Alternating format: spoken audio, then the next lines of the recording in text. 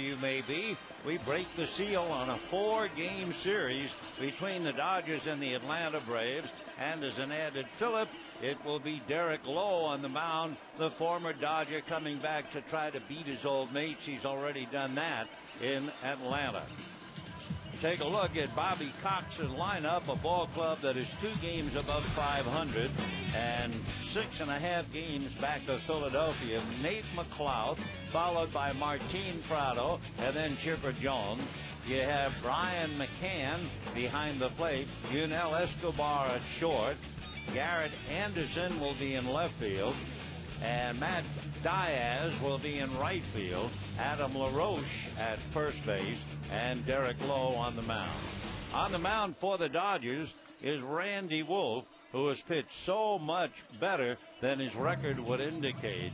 He has a record of 5-6 and a splendid earned run average of 3.4. However, he has really hit a wall when it goes to going up against the Braves.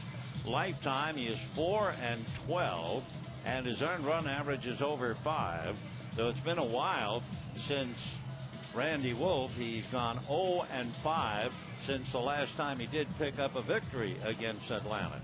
He is downright rough on left-hand hitters, and in the lineup, why, McLeod, McCann, Anderson, and LaRoche are all left-handed. So Bobby Cox flies in the face of numbers because left-hand batters are hitting just 133 against Randy Wolf.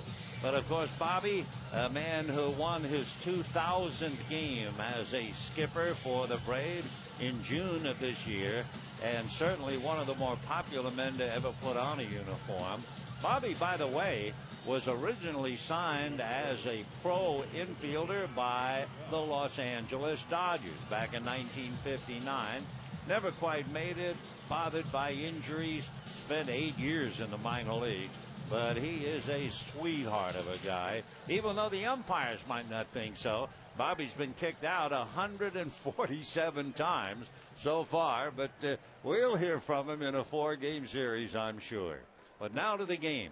Nate McLeod will start it off, then Eduardo Prado and Chipper Jones. Randy Wolf turns into the windup, and his first pitch to McLeod off the plate. 1 ball and no strikes. McLeod, who had been with Pittsburgh, 15 home runs, and that would rank him third in the majors with all other center fielders. He hits one in the air foul behind the plate. Russell Martin takes a look, but no play. We have lost 8-9 degrees in the temperature because the last couple of nights the first pitch was 81 degrees, 82. Right now it's 73. So it is really a splendid evening here. You can see the mountains, back of mountains in center field. And Randy Wolf and the Dodgers keeping their eyes on first place. The 1-1 pitch, curveball, pulled on the ground to Loney. He'll wave Wolf away and go to the bag. So McLeod grounds out, and we have 1 away in the first inning. Dodgers defensively, Ramirez, Pierre, and Ethier, Blake, Furcall, Hudson, and Loney, and the battery of Martin and Wolf. Matt Kemp deservedly getting a night off, and Pierre batting 9th and playing center field. With 1 away, here's Prado, the second baseman, who is doing very, very well. Might be a little bit of a surprise. Martin hitting .321 with 7 home runs, 32 runs batted in. And the right-hand hitter has a look at his strike, and the count 0-1. So Prado checking in at the plate, no balls and 1 strike. Wolf rocks on the rubber, turns and comes back to the boy from Venezuela, who fouls it away. 0-2 the count. Martin Prado, growing up in Venezuela, believe it or not, he was a Braves fan, and as he said, in Venezuela a lot of people follow the Braves, and they idolized Chipper Jones, and of course the big man from Venezuela was Andres Galarraga. Strike 2 pitch is low and inside, ball 1. 1-2. So Randy Wolf, 5-6 with the league, 0-1 against the Braves this year, 4-12 lifetime. Randy looks in, rocks and turns. Prado waiting, and the 1-2 pitch is popped up on the right side. Orlando Hudson is at the other end of it, and just like that, we have 2 down. 2 out, and Chipper Jones coming out. The names, of course, changing in the cast for Atlanta, but Chipper Jones, who first came to the Braves in 1993, is going to be around for quite a few more years. At least he is contracted to do that. He's going to be playing something like for the Braves 2013. He has never done very well at Dodger Stadium. His career batting average here is only .239. He takes a half swing and fouls the pitch away, and they count to Chipper 0-1. So the switch hitter overall batting .288, 13 home runs, 51 runs batted in. Always ragged, especially by the fans at Shea Stadium in New York. They don't call him Chipper. He swings and beats one foul. They all call him by his first name, Larry, and of course they extended Larry. He really is Chipper, besides getting nicknamed as a chip off the old block. But in one of his first games as a pro, he slammed the bat into the bat rack after striking out. The knob of the bat came back and hit him in the mouth and chipped off 2 teeth.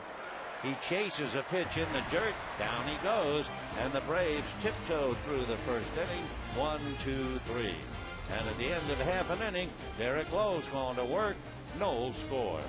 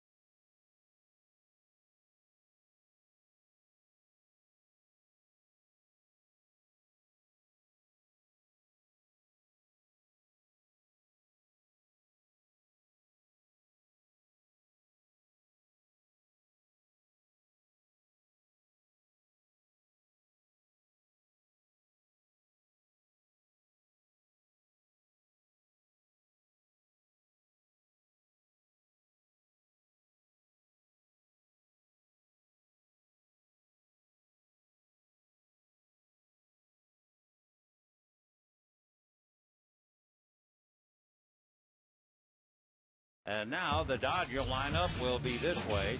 Rafael Furcal and Andre Ethier. Manny Ramirez in left field and Casey Blake at third.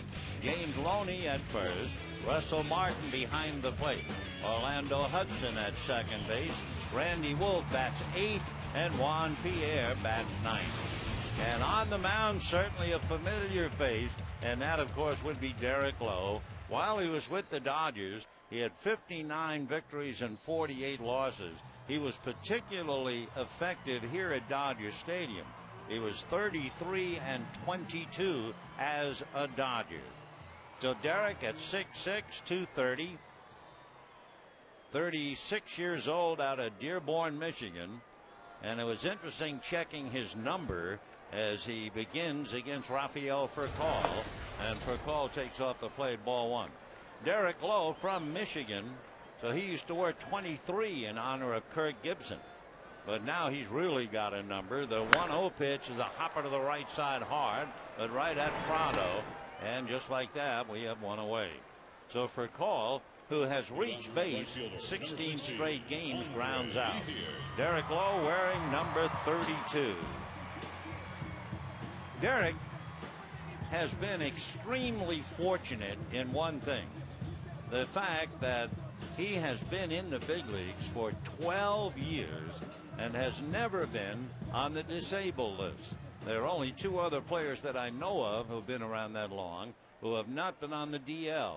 One of them is pitcher Livan Hernandez, and the other is a Dodger, Brad Ausmus. Yes. So now with one out, first inning, here's Andre Ethier. Swings, doesn't get it, and the count 0-1.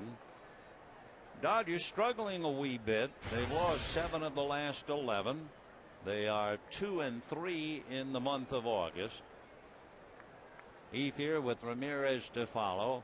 Low from the first base side of the rubber, and Derek's pitch up and in. 1 ball and 1 strike. For Derek, you talk about an experienced pitcher. It is his 557th career appearance and his 279th start. Ground ball, right side. Prado's on that one. So quickly, a couple of sinkers, a couple of ground balls, and with 2 out, the batter is Manny Ramirez. And looking back to learn about the present, Ramirez is only 2 for 12 against Derek Lowe, and he has struck out 4 times. One thing you expect when the Braves and the Dodgers get together, they usually come up with push against shove. To illustrate that, in the last 3 years, the Braves have won 12 games, the Dodgers have won 10. First pitch to Manny Ramirez swung on and missed. But here's the really interesting thing. Since 2006, Torrey's club has scored 107 runs against the Braves. The Braves have scored 106 runs against the Dodgers. That really is playing it close. Ramirez takes low with a slider and a 1 ball, 1 strike count. Manny hitting .309, 12 home runs, 40 runs batted in. Sunset time in Los Angeles, and a light breeze blowing from right to left for the moment. 1-1 pitch to Manny is a line drive off the glove of Derek Lowe and a shot out into right field. Wow. Derek Lowe is accustomed to having balls hit back at him. I'll tell you what, he just saved his own life. That thing looked like it was going to take his head off, and he instinctively threw his glove up, and it deflected into right field. The Manny Ramirez almost finishes Derek Lowe on a line drive comebacker, and thank goodness Derek was able to get the glove up. So a 2-out single will bring up Casey Blake. Well, Derek, I'm sure in his 12 years has had a lot of balls hit back at him. Blake hitting .287 checks in, 12 home runs, 61 runs batted in, and takes low and inside, ball 1. 1-0 to Casey. For the Dodgers, slowed down after scoring 17 and then coming back with only 1. But it is a ball club that scores a lot of runs as Blake takes the pitch off the plate. 2-0. Joe Torre's team this year has scored more than 10 runs 9 times. And with people like Hudson and Pierre, the table setters, and people like Ramirez cleaning up, along with Andre Ethier and Matt Kemp, the Dodgers in first place, 6 games in front of the Giants, 6.5 to 7 depending. With Colorado, they lost today. The 2-1 pitch is low. By the way, the Rockies lost all right in Philadelphia to Cliff Lee. The left-hander just acquired by the Phillies went 7, struck out 9, and allowed 1 run.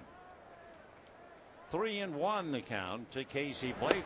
He takes a sinker low and inside, ball 4. So after getting for call and Ethier on ground balls, Ramirez singles, Blake walks, and the batter is James Loney. James Loney 2 for 3 against Derek Lowe. So he'll present a problem for the veteran right-hander. James hitting .291. He has 7 home runs, 68 runs batted in. Bottom of the first inning, and you know the Dodgers have had a very, very happy habit of scoring in the first inning. So they're trying to get the jump on the Braves here tonight. So Loney at the plate, went 3 for 11 in the recent series. Big left-hand hitting first baseman waiting. And the pitch to James in for a strike. 14 RBIs in his last 16 games. He is third on the club with 68 ribbies, one behind Andre Ethier and Matt Kemp. Loney waiting. Low comes back, and the sinker is too low. 1 ball and 1 strike. For Loney, he's appeared in 107 of the club's 108 games. So now it's 108 out of 109. 1-1. The count to James Loney. First inning, no score. Low back and gets the outside corner, and a 1-2 count. So Derek Lowe signed a 4-year deal with the Braves, which means he'd be pitching at the age of 40 for Atlanta. Derek says no again. Now the 1-2 pitch on the way to Lowe is delivered. A chopper up the middle. Prado feeds his shortstop coming across, and that's that. No runs, 1 hit, 2 left, and at the end of an inning, a scare for Lowe and no score.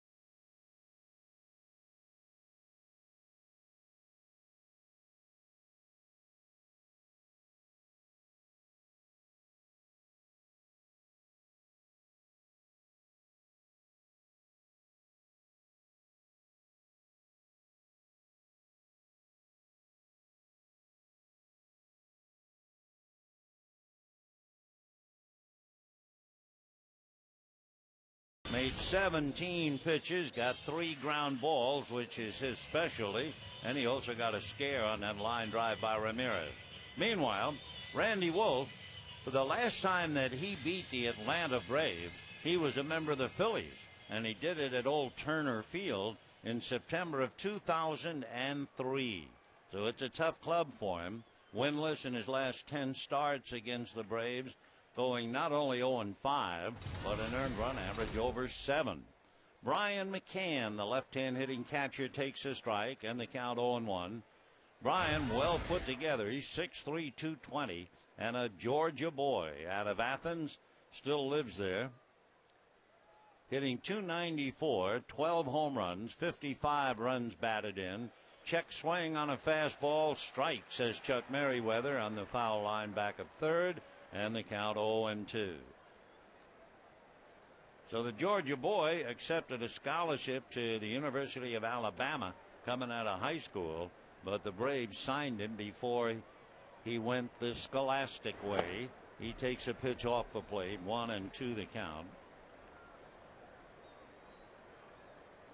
Brian's father grew up in upstate New York and went into coaching. So his dad has had a lot to do with Brian's development. The 1-2 pitch is off the plate, 2-2. Brian McCann is only 25, and he has been with the Braves for over 4 years. Second round pick. McCann waiting, no score, second inning. Randy Wolf ready. Here he comes, and it's fouled away off third, down the line, out of play, and a 2-ball, 2-strike count.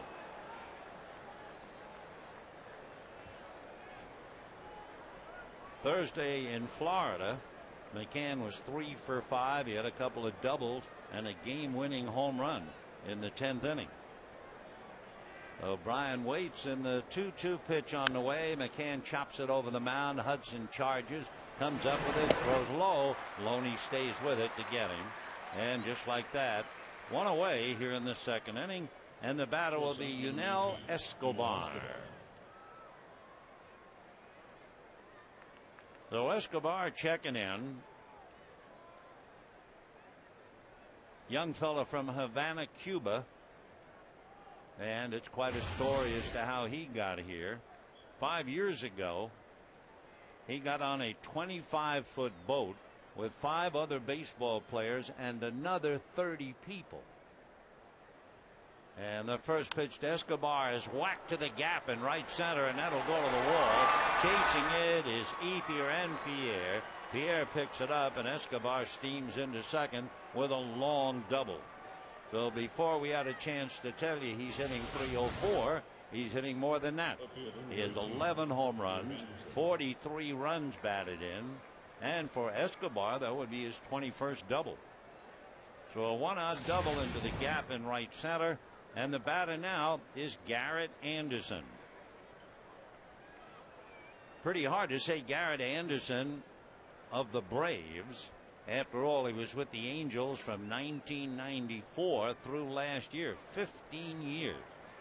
And because of the various games between the Angels and Dodgers, he's been here a lot. Waves at a pitch, doesn't get it. In fact, in Garrett Anderson's career, played 27 games here at Dodger Stadium. He has a .305 batting average. He's had 17 extra base hits. That would include 7 home runs. And 16 RBIs in only 27 games. So Garrett waiting, overall average .289. He takes a strike, and he's in a hole now, 0-2. Garrett is 37. He was born here in Los Angeles. Last we checked, he made his home in Granada Hills. Went to Kennedy High School. Garrett Anderson playing left field, and he and Manny Ramirez have something together as he takes a pitch away. Garrett Anderson and Manny Ramirez are the only active players to hit .280 or better in each of the last 14 years. So we have a couple of dandies playing left field for sure. Anderson in the last 10 years would be the number 3 hitter in collecting base hits behind Derek Jeter and Alex Rodriguez. Trying to pick up Escobar from second. 1 out, second inning, no score. That glorious time of day at sunset. The mountains splashed with sunlight. Beautiful evening. 1-2 pitch on the way. Anderson swings, doesn't get it, and down he goes. Second strikeout for Randy Wolf. You know, the next Friday night fireworks show tomorrow after the game with the Braves. Dodgers invite the fans on the field. A spectacular show set to the sounds of some all-time favorites presented by Best Buy. For tickets, call 866-DODGERS or visit Dodgers.com. 2 down, Escobar at second. And here's Diaz hitting .282. He takes a strike, and the count 0-1. Matt Diaz had a strange game the other night.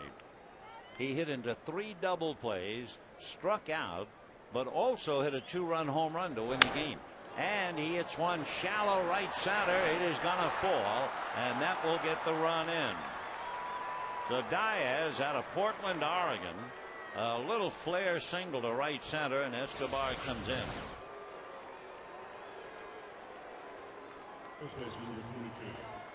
So it's the Braves who get out in front, even though the Dodgers had 2 men on in the first inning, and the Braves lead 1-0. Escobar getting 5s in the dugout. And the batter is Adam LaRoche. You probably remember when the Dodgers had his brother Andy, And Adam LaRoche, in 13 games at Dodger Stadium, has 5 home runs and 15 runs batted in. Adam takes a strike.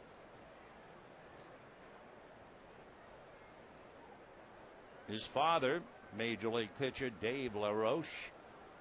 And the strike one pitch. There goes the run of the pitch outside. The throw is too late. Furcal had to pull it down. And by that time, Diaz was in underneath the attempted tag. So for Diaz, he steals his 6th base, 6 out of 8. 1-0 in favor of the Braves. 1-1 the count to Adam LaRoche. LaRoche had 6 hits in the San Diego series, and the left-hand hitter takes off the plate. Not only that, Randy Wolf up against a left-hand hitter who has 9 hits in his last 18 at-bats. That would cover 5 games. And he's done one other thing that's amazing.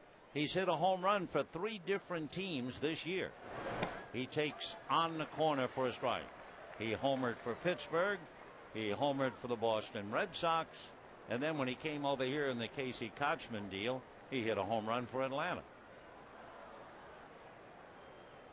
That would make him the 4th player in the last 10 years to turn that trick.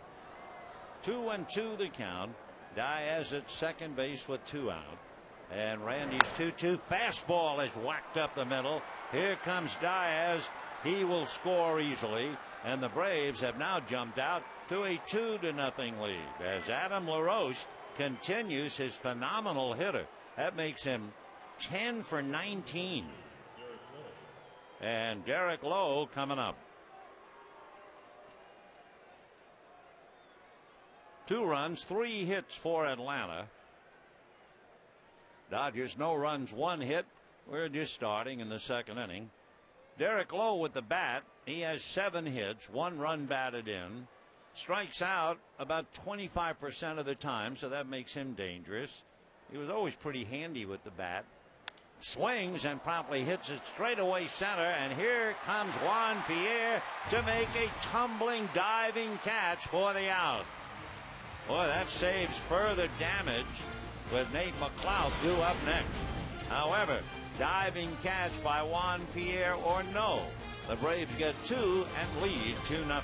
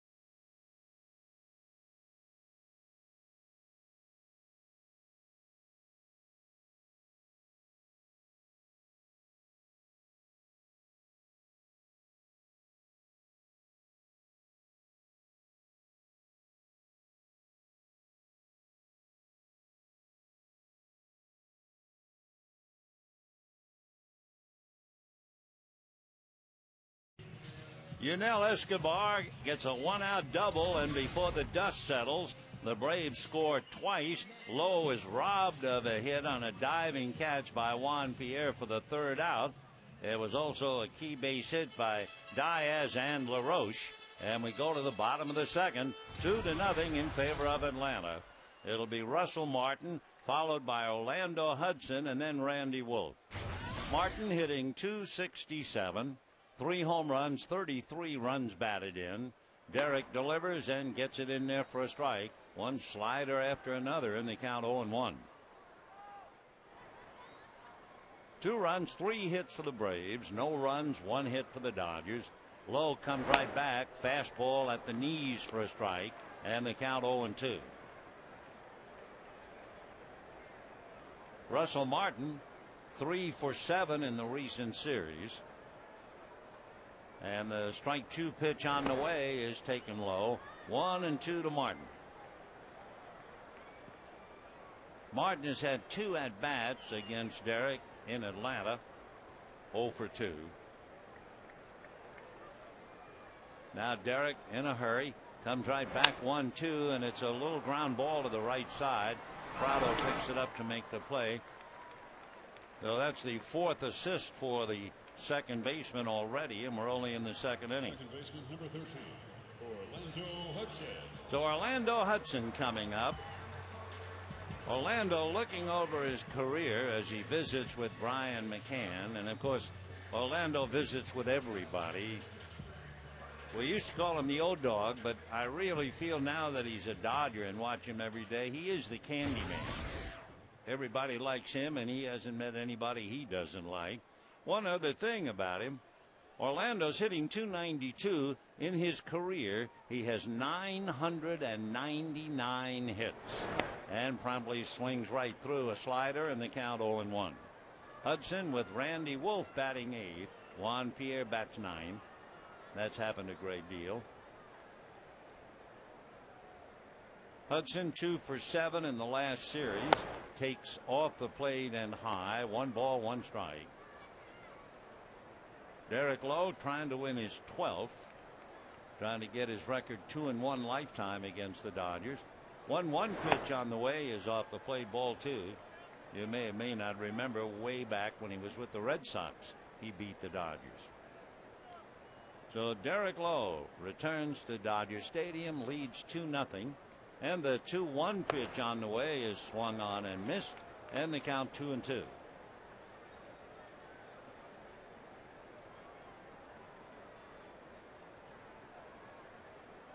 Hudson back up.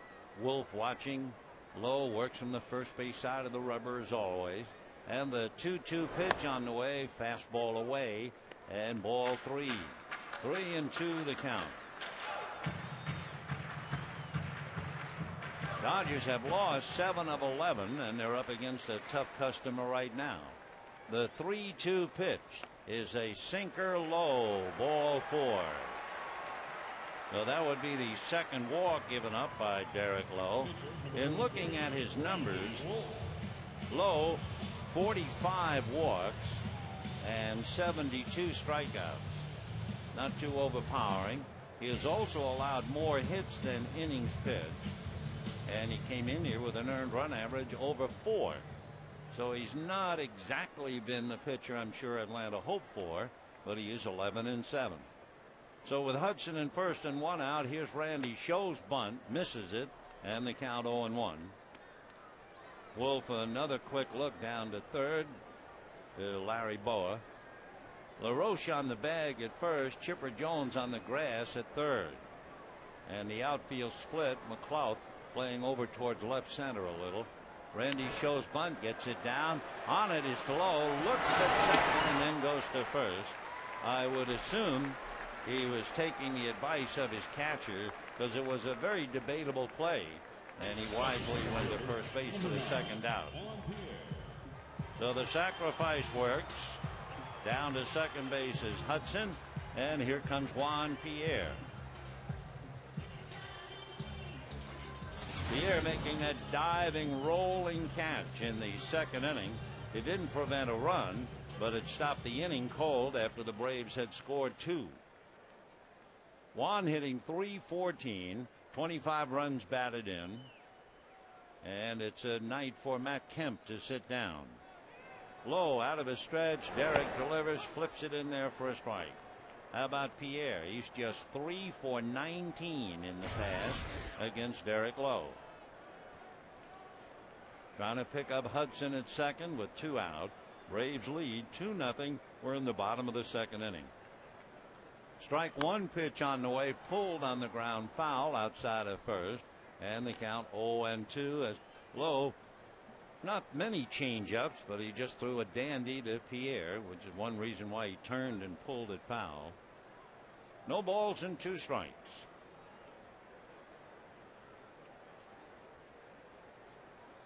Lowe looks down the barrel, getting his sign. Now Derek is ready. And the strike 2 pitch to Juan Pierre is off the plate.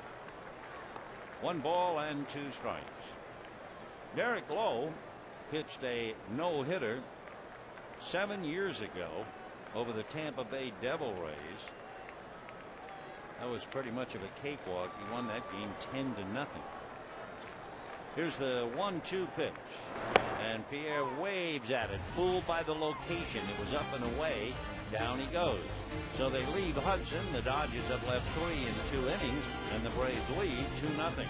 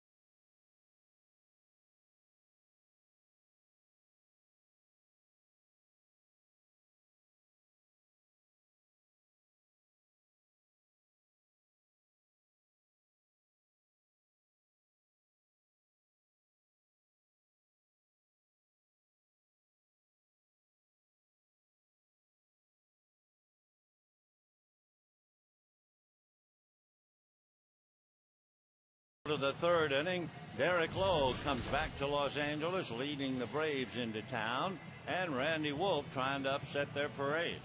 Nate McLeod followed by Martin Prado, and then Chipper Jones in the 3rd inning.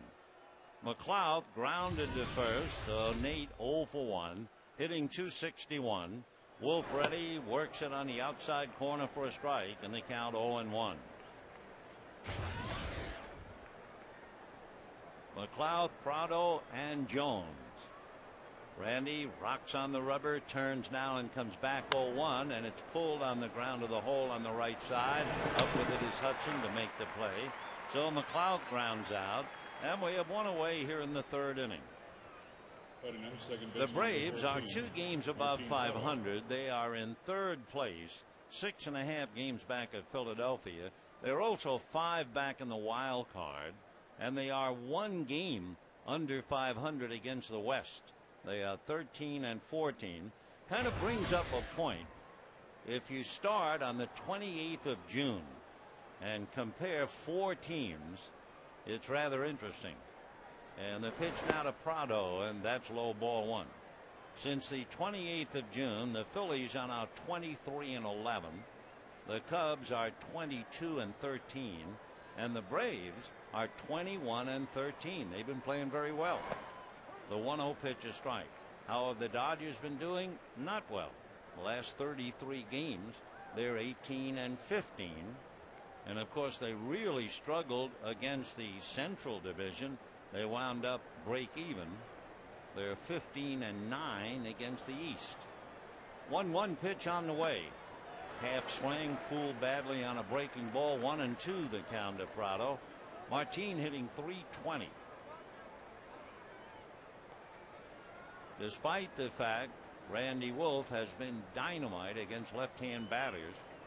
Bobby Cox has 4 left-hand hitters and a switch hitter in the lineup. Prado, right-hand batter, takes ball 2. 2-2 the count. Martin Prado, 25. He'll be 26 in October. Rather pleasant surprise for the Braves. 2-2 pitch, swung on, lifted, foul up along first base. Loney in foul ground and in the lane, makes the catch in fair ground for the out. So 2 down and Chipper Jones coming up. You know, Sunday you can head to the beach, Bleacher Beach at Dodger Stadium. You'll enjoy unlimited barbecue, Dodger flip-flops, private beach party presented by Bud Light. To purchase tickets, visit Dodgers.com/beach or call 866-DODGERS. So here is Chipper. The Jones boy, batting right-handed, takes a big curveball at his feet, ball 1. Chipper, very consistent. Came into this game hitting .288 right and .288 left. 13 home runs, 7 right and 6 left. And he hits one in the air to center. Pierre going back on the ball, reaches and can't get it. It's over his head. Short hops the wall, and Chipper goes into second base, feeling Chipper with a double. So a long double to dead center. That would be the 19th double for Chipper Jones, and the second double for the Braves. So Jones, a 2-out double, and that will bring up the left-hand hitting Brian McCann. Chipper smiling at a remark made by Orlando Hudson. I told you, Orlando never stops. So a 2-out double, and the batter now McCann, who grounded out to Hudson in the second inning. Wolf ready. Randy bends a breaking ball, but it's inside. Ball 1, 1-0. So far, well, let's see. The left-handed McLaughlin is 0 for 2. Anderson struck out. The other left-hand hitter, LaRose, single. So the 1-0 pitch coming up to Brian McCann. That's a strike. For the Braves, in the second inning, they had a 1-out double. Then they had a 2-out single by Diaz for a run. He stole, and LaRose singled him, so both runs came with 2 outs. Now here Jones has doubled with 2 out. And the 1-1 pitch coming up to Brian McCann, and that's lifted up into that very pretty sky. And looking up at it is Pierre to make the catch. So no runs, 1 hit, the long double by Chipper Jones. And at the end of 2.5 innings, 2-0 Braves.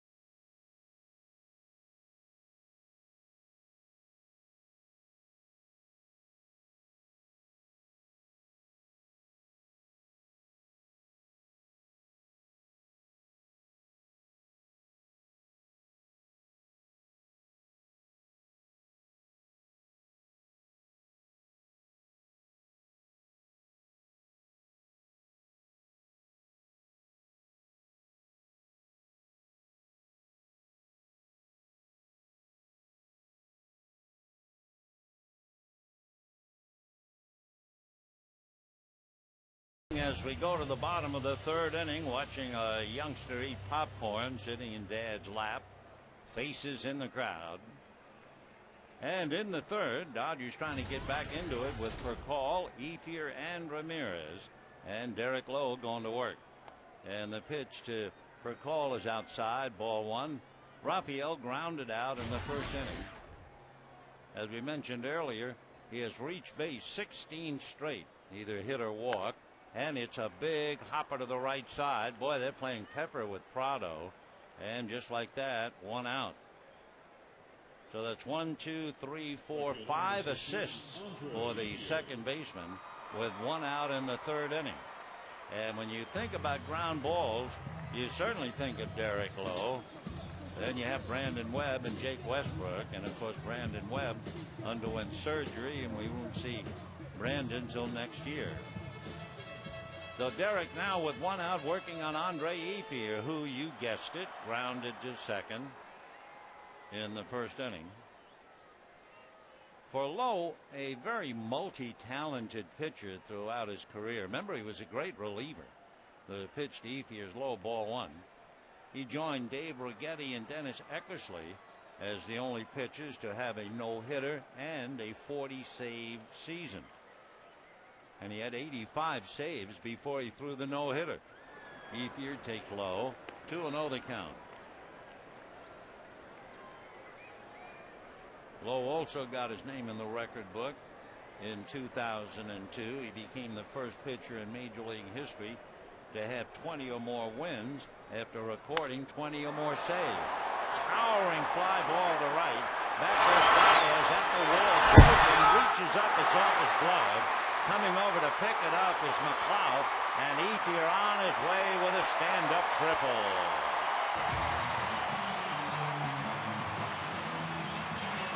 Matt Diaz went to the wall, timed it, and it went off his glove. He's angry at himself as he walks back to his position.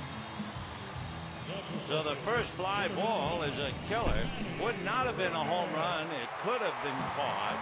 Otherwise, it would have hit the top of the right field wall, and it actually went off his glove. So with one out and a runner at third, Manny Ramirez coming up. So a near miss for Diaz, a triple for Ethier, and here's Manny trying to get him home. For Ethier, by the way, that would be his second triple of the year. Manny hit that line drive off Lowe's glove for a base hit in the first inning, and hits a line drive down the left field line. That will score Ethier.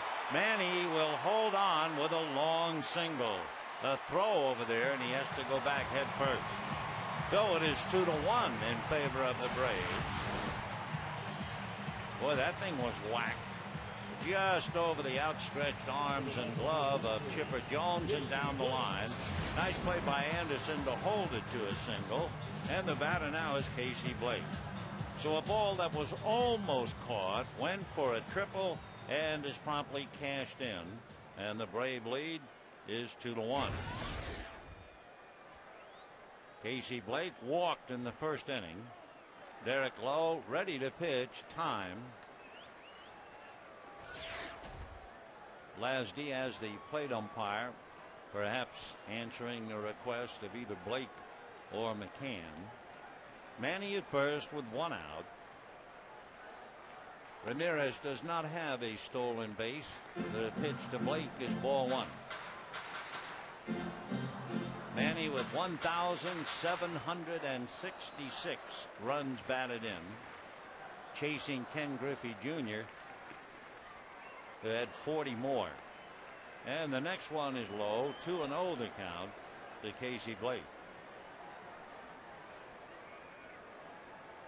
Derek working on a gum, looks in to get a sign.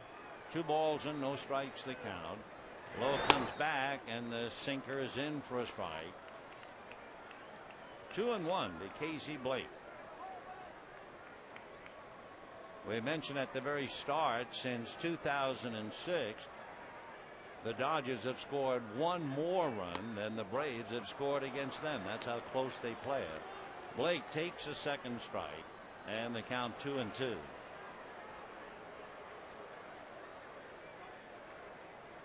Derek Lowe backs off the rubber and now gets back up. Ramirez held on at first by Adam LaRoche. And the 2-2 pitch is a big bouncer to Chipper Jones. Short hops to second for the Brewers. Back to first, not in time. Nice play by Jones to get the force play, moving Ramirez off the base paths and bringing up James Loney. In looking close inspection about Derek Lowe, he has pitched his best games this year against the National League West. His earned run average against the West 2.7, the Central 2.9, the East 4.4, and from the West the opposition batting average of 236. In the East it goes up to 277. So James Loney now checking in, hitting 290, 7 home runs, 68 runs batted in. Hit into a force play, ground ball to Prado. Lowe out of his stretch, leading 2-1, throws to first. Blake back on the bag. In case you wonder, Casey has 2 stolen bases, but he has been caught 4 times. So if Casey goes, you're expecting hit and run. But I think they just as soon keep LaRoche on the bag. And there he goes, and the pitch is taken. And the throw is not in time.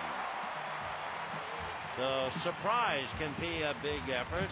And Loney took the pitch. And Blake running head down in what would certainly appear to be a straight steal. And he made the play. So now he is 3-4. Stolen 3 out of 7. Loney up there, 1 ball and no strikes the count. 2 out, a run in. We're in the bottom of the 3rd. Braves 2, Dodgers 1. Derek ready, his 1-0 pitch, and that's low. 2-0 the count to Loney.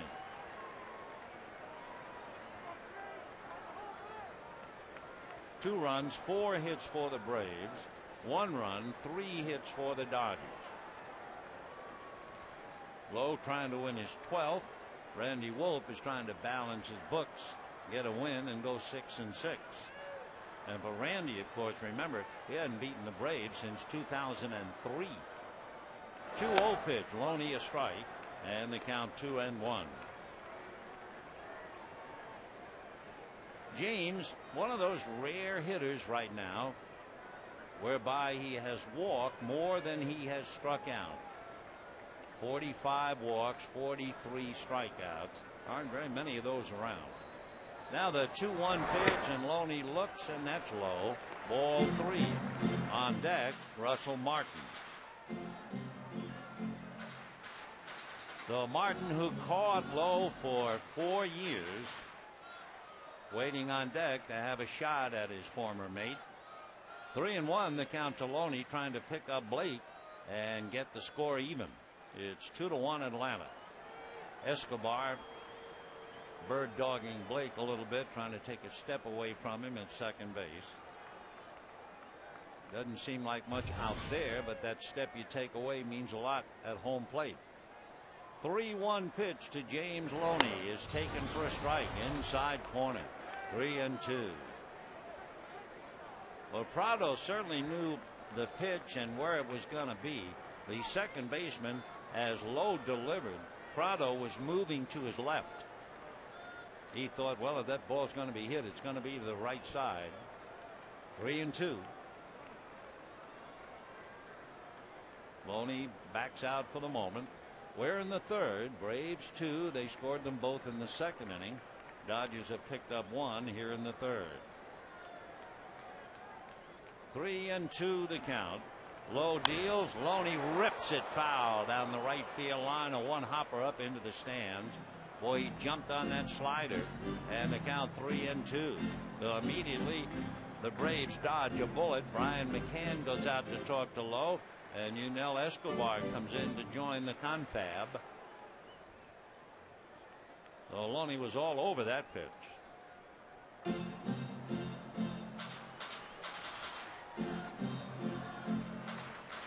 All right, Derek collects himself, gets back up on the mound. Loney out of the box for the moment. gets in, so they hook up. 3-2 the count. 2 down. Blake at second. Low ready. Derek delivers, and it's hit foul the other way off third, second level. So he got a slider and he turned on it to rip it foul late on a fastball and fouled it off to the left. So now let's see what he gets. 3-2 again.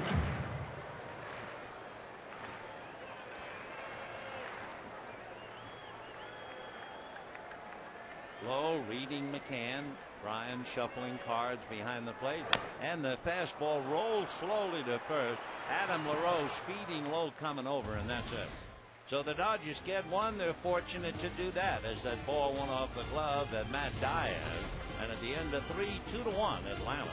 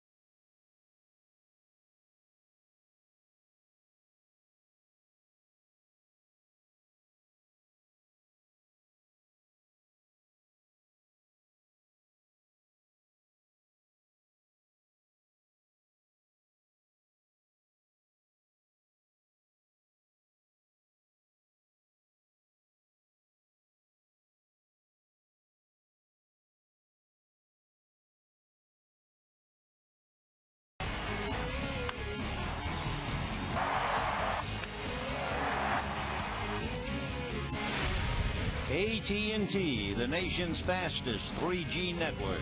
AT&T, your world delivered. 4th inning, 2-1 Braves. Yunel Escobar, Garrett Anderson, and Martin Diaz in that order. And Randy Wolf ready to work on the shortstop, who doubled to the gap in right center and scored a run in the 2nd inning.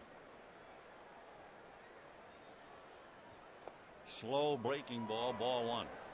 Escobar, as we told you, escaped Cuba with 35 other people on a 25-foot boat.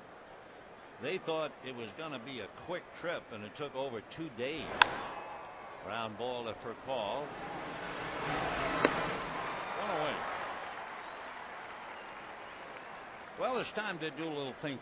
Our trivia question of the night, and it has to do with a visiting Brave, Chipper Jones. He holds a National League record for postseason games played. Whose record did he break? Yeah, Chipper has had a magnificent career, and he's going to be playing for the Braves for quite a while longer. Garrett Anderson struck out in the 2nd inning, and this time hits a little fly ball, and coming over is Ethier to play it on a bounce. I'm not sure whether Ethier was fooled on that. He's looking at Pierre. Andre was playing deep for Anderson, and it's a fly ball single to right. So the batter will be Martin Diaz. You're prone to say Diaz, but he pronounces it Diaz. Hitting .285.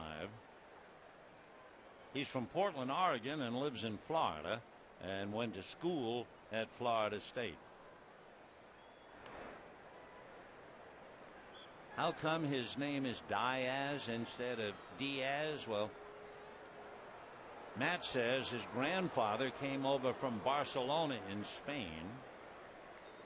He and his dad use their own pronunciation and die as it is. Ball one.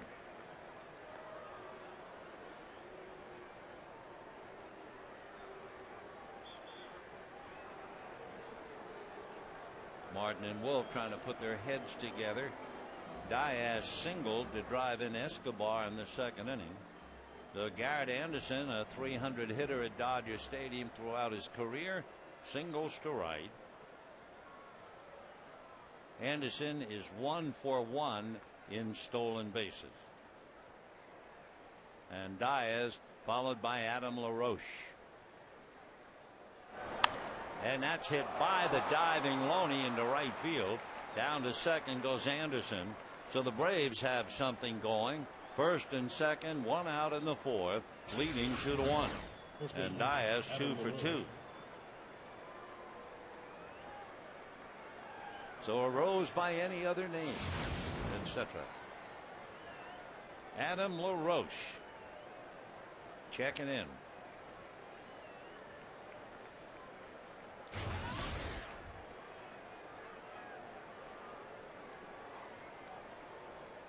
Adam hitting .262, 13 home runs, 43 runs batted in.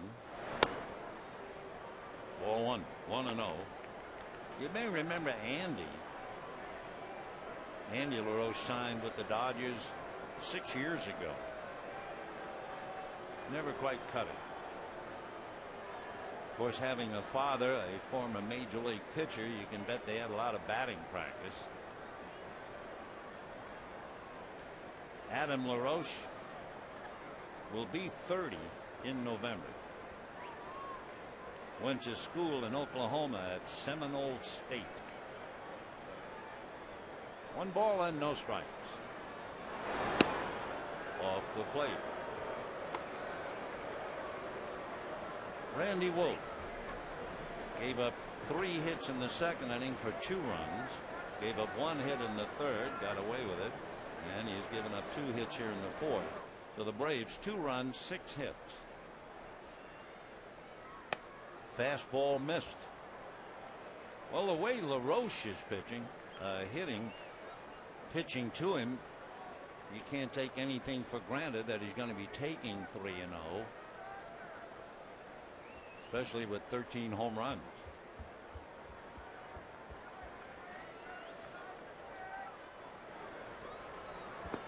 And there's low and away for ball 4 to load him up and bring up Derek Lowe.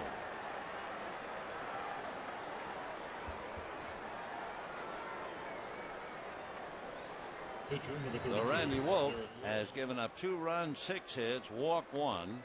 Derek Lowe, remember, hit that ball into shallow center in the second inning, and a diving catch by Juan Pierre.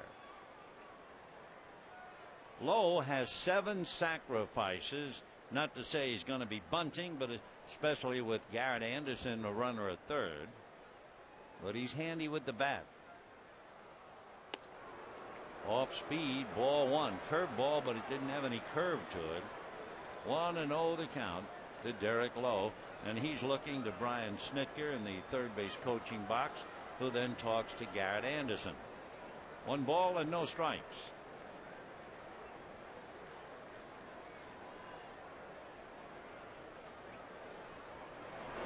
Fastball fouled away. 1-1.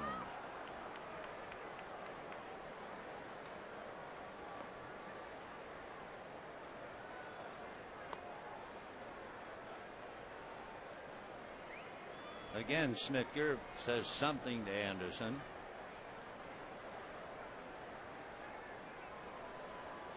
One ball and 1 strike. Anderson, Diaz, and LaRoche are all out there. On deck, McLeod. Fouled away. 1-2.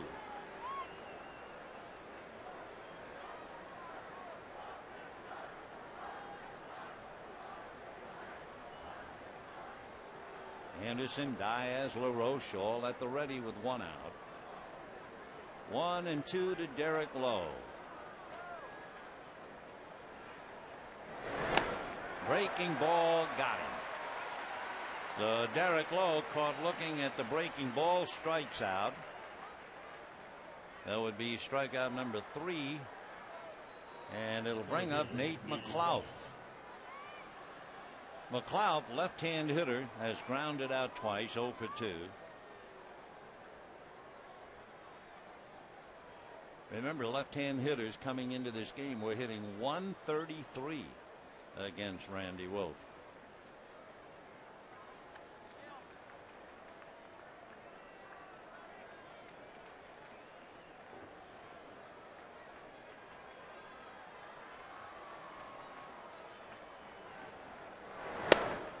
And a little high, ball 1. So McLouth came from Pittsburgh and has been very valuable.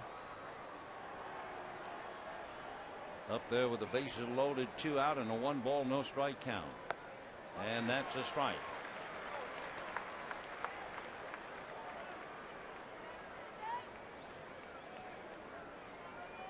Randy Wolf is facing Mr. Baseball. Well, at least Nate was named that as Michigan's top player. He's from Muskegon, Michigan, and lives in Whitehall. 1-1.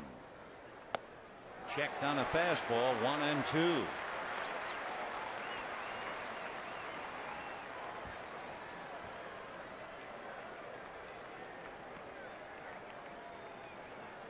McLouth, 27 years old. Not a big man, 5'11", 180 thereabouts.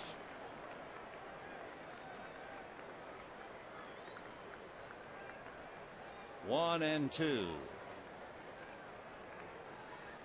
Away. Fastball just to show it to him.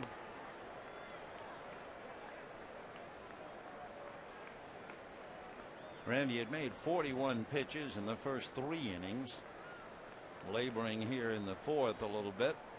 And the deuce is wild. 2 balls, 2 strikes, 2 out, bases loaded. 2-1 Braves.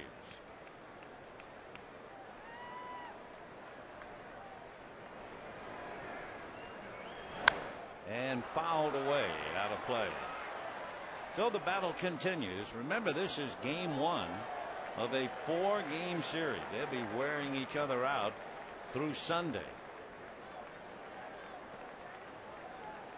Then after Sunday's game, Dodgers will head for San Francisco.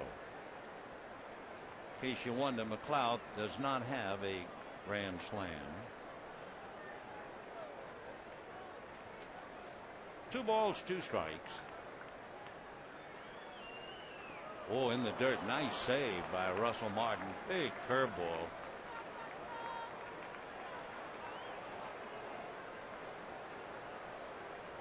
So a very big pitch now.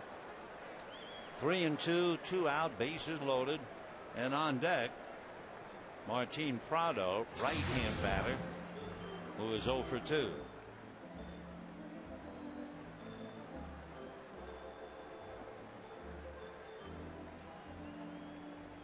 Certainly a moment of truth for both Randy and for Nate. Anderson, Diaz, and LaRoche. This will be the 20th pitch made by Randy Wolf here in the 4th inning. Runners all ready to go. And it is ball 4, just missing the outside corner. So McLouth wins the battle, draws a walk, gets a run batted in. LaRoche to second, Diaz to third. Anderson brings the run home, and the Braves lead 3-1.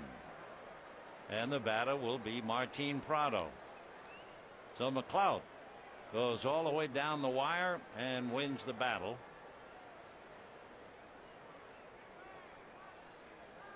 So here is Prado.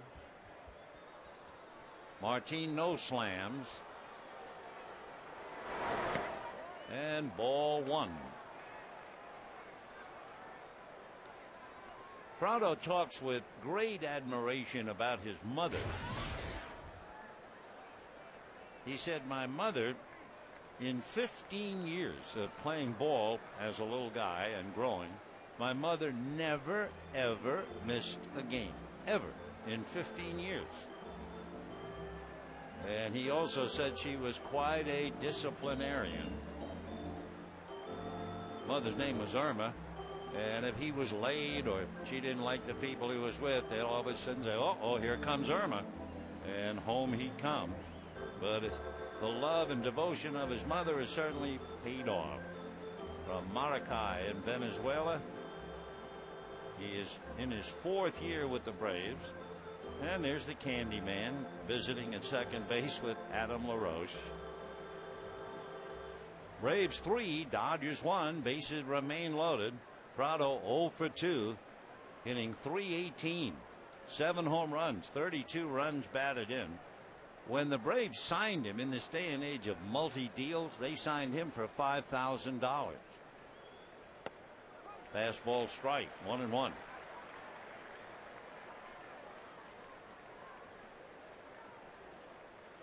For Prado, has to be a big thrill. We mentioned growing up in Venezuela, a big fan of Chipper Jones, and now he's a teammate.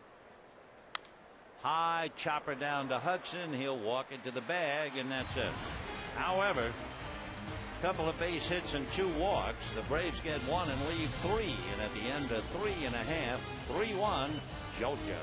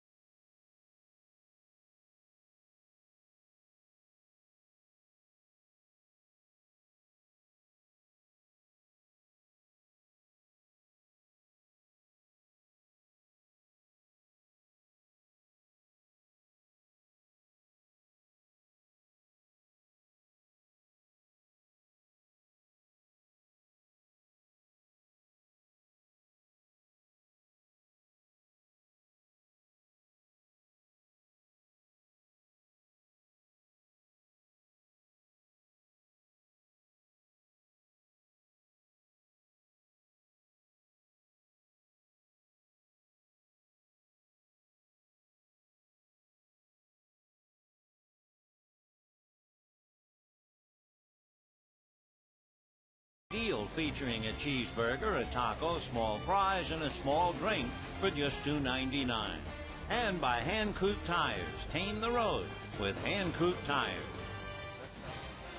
Bottom of the 4th inning, the Braves lead the Dodgers 3-1. Tough inning for Randy Wolf. 23 pitches and walking a couple. And the Dodgers now trying to get back for him, and it'll be Martin, Hudson, and Wolf. Fastball strike. I remember years and years ago an old catcher saying catchers always feel in their heart they can hit a pitcher whom they caught. I guess they figure they can think right along with him, which would make sense. 1-1. Oh, talking about thinking, it reminds me, if you're a parent, you have a child who might have attention deficit disorder. Here's the 1-1 pitch swung on and missed. Well, both Derek Lowe has had that and Adam LaRoche as well. So you have 2 fellas in the starting lineup for a major league ball club, and they've both been treated for adult attention deficit disorder. 1-2. Well, maybe catchers can hit pitchers that they've caught sometimes. 1 away. Second baseman, Orlando Hudson. Just keeping the ball down. That would be the second strikeout for Derek. And the batter will be Orlando Hudson.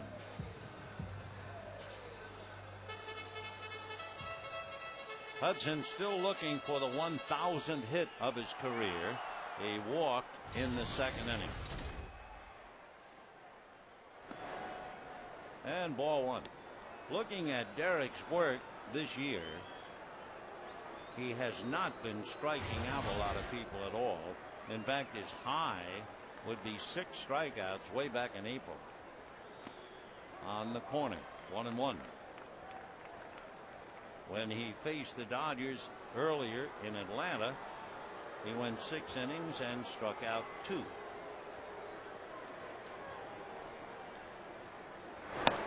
That's another strike.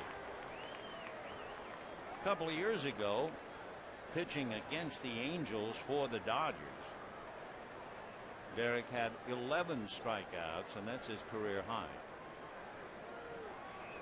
1-2 to Orlando Hudson.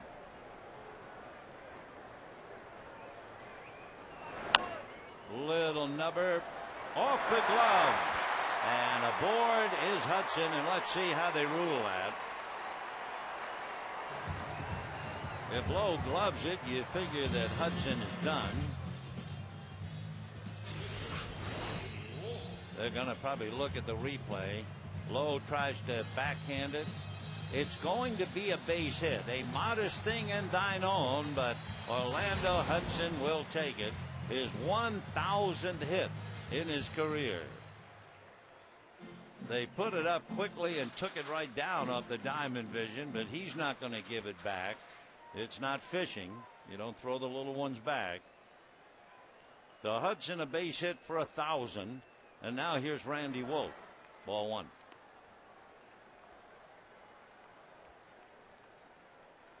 Randy checking with Larry Boa, sacrificed in the second inning. 3-1 Braves, bottom of the fourth. And there goes the runner, full swing, hit and run single into left center. And just like that, the Dodgers are at first and third. With Hudson going, Escobar broke to cover, and Randy promptly hit it in the vacated spot. Perfectly executed.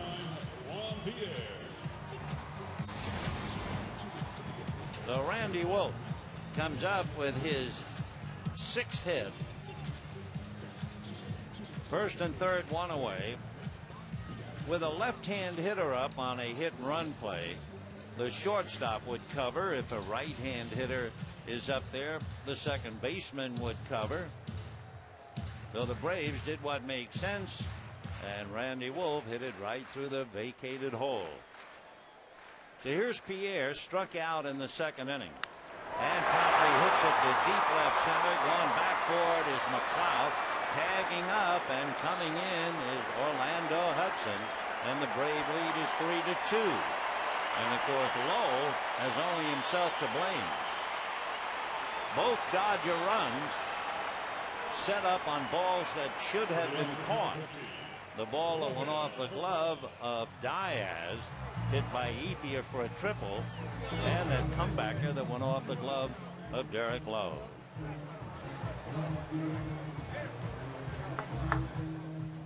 So 3-2 Braves. Rafael Furcal has grounded out twice. They're not going to hold Wolf. They don't expect Randy to do any running. Furcal hitting .265. Half a dozen home runs, 32 runs batted in. 0 for 2 tonight. And he is 5 for 15. Hitting .333 against Derek Lowe. So one former Brave is a Dodger, and another former Dodger is a Brave. And so they go in baseball.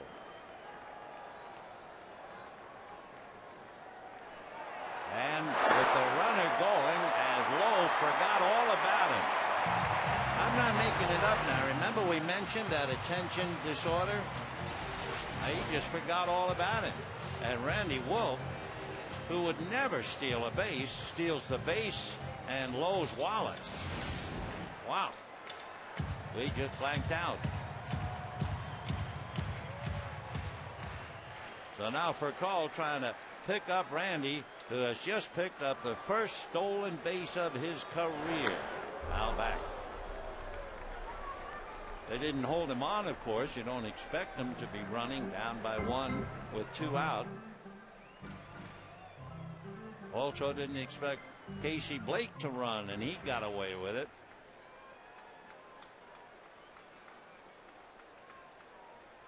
"3-2 Braves, 4th inning.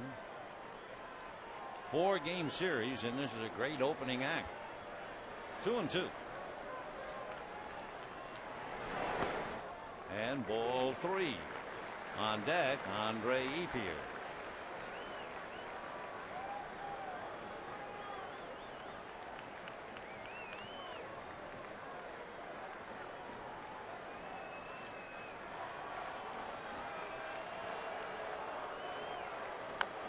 And a little chopper up along first. Fair ball. On the bag is LaRoche, and that's it.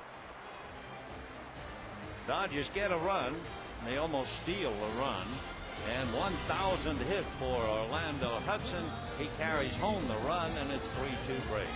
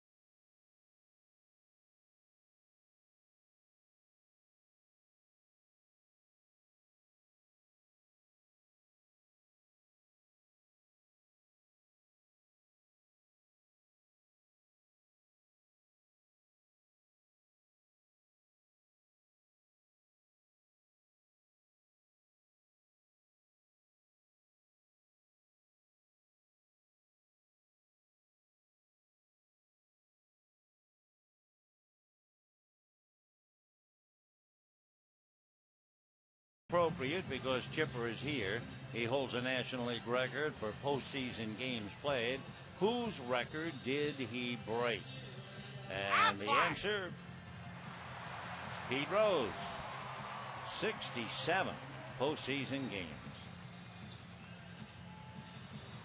Chipper Jones will lead it off, then Brian McCann and Yunel Escobar. So the heart of the Braves lineup against Randy Wolf. Braves lead 3-2.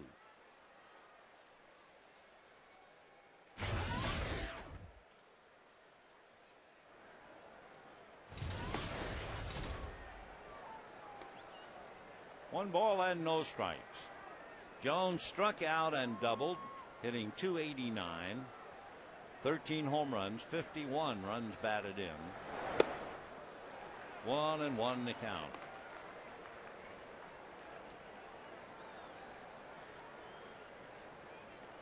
Chipper came to the Braves and started playing for them in 1993.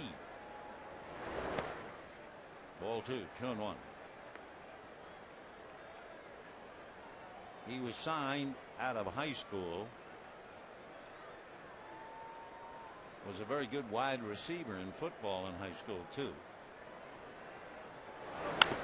And lines it into left field for a base hit. But Chipper is 2 for 3, a leadoff single to left. That is hit number 7 for Atlanta. And the batter will be Brian McCann. They are two delightful men, and they are facing each other and have faced each other in 4 different decades, all time. Bobby Cox versus Joe Torre in the 70s, the 80s, the 90s, and the double zeros. Bucky Harris and Connie Mack did it. Joe McCarthy and Connie Mack did it. Roger Peckinpah and Connie Mack did it.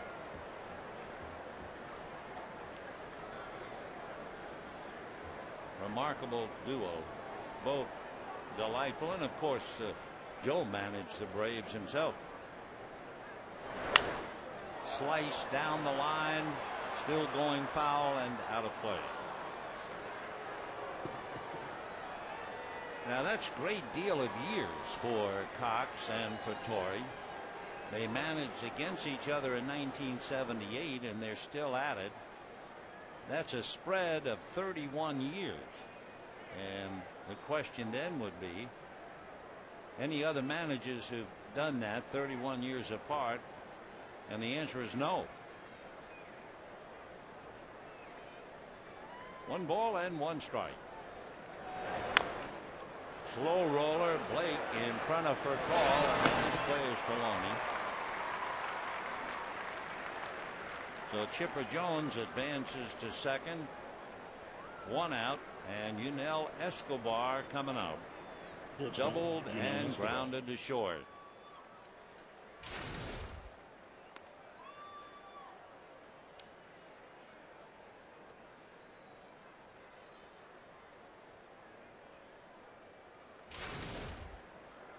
Escobar was a number 2 pick by the Braves in 2005.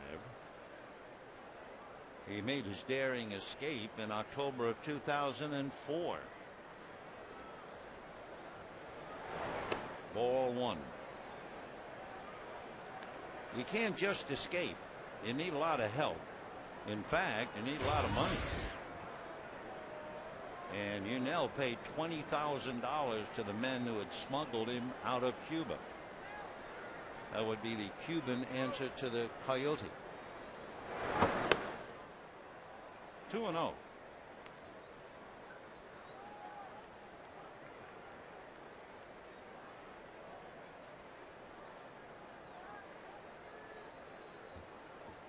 Three runs, 7 hits for Atlanta, 2 runs, 5 hits for the Dodgers. Chipper Jones at second with 1 out. Check swing. Escobar batting .305. For Randy Wolf, he has retired the side in order only in the first inning.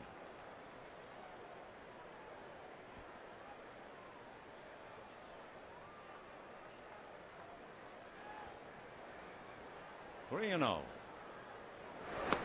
And a strike. After Escobar, the left-hand hitter, Garrett Anderson.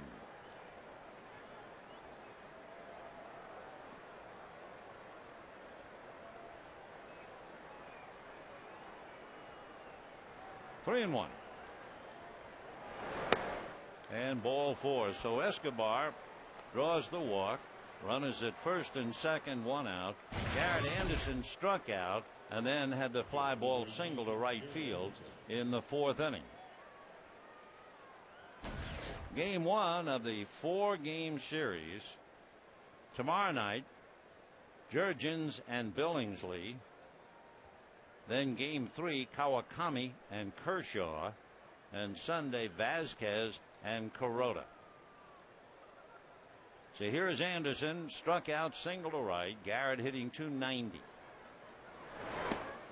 And ball 1. So Randy had a spot of wildness in the 4th inning when he walked 2. So he has now walked 3 and given up 7 hits. So he's done well to have only given up 3 runs. Curveball strike, 1-1.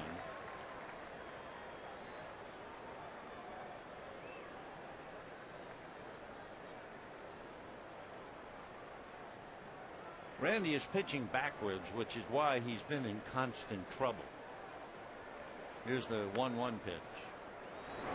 Ball 2, nice block by Martin. You know how we always talk about how important it is to get that first pitch for a strike. Well, he's been the other way. He has missed the strike zone with the first pitch to 14 of the last 15 batters.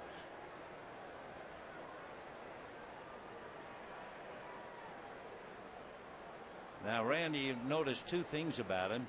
He's got the beard, he didn't shave, and the pants are back down to the ankles instead of tucked in at the knee. And that's a soft line drive, and Furcal will turn it into a double play. So Chipper Jones hung out to dry on the sinking line drive to Furcal, and at the end of 4 1/2, it's 3-2 Braves.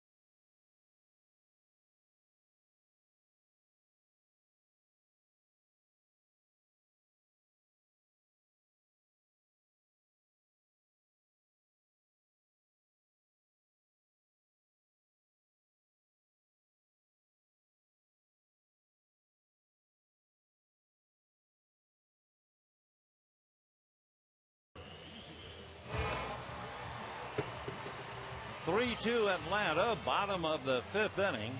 Randy Wolf has been bobbing and weaving, and Rick Honeycutt sitting alongside of him.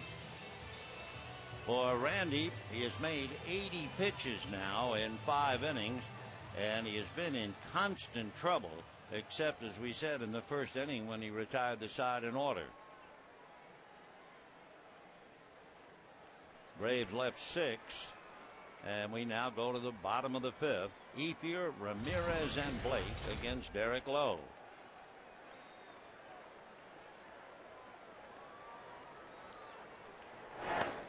That's a strike. 0-1.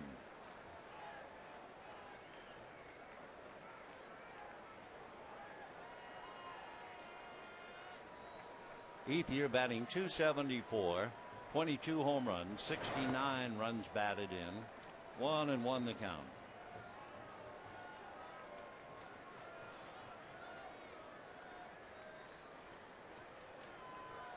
Three runs, 7 hits for the Braves, 2 runs, 5 hits for the Dodgers.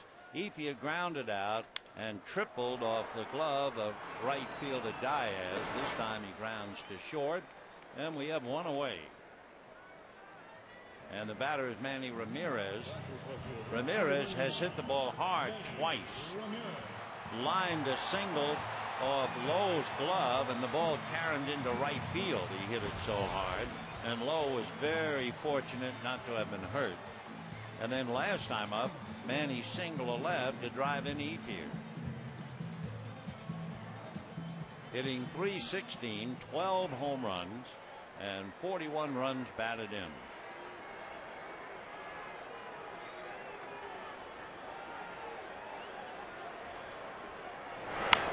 Ground foul. You know, we were talking about Derek Lowe's number. When he was with the Dodgers, he was 23. When he was with the Red Sox, he was 32. Couldn't wear 32 here, so he went to Gibson's 23. But now he's got back his old number of 32 after signing a 4-year deal. So he'll be wearing it a while. Derek was 36 June the 1st.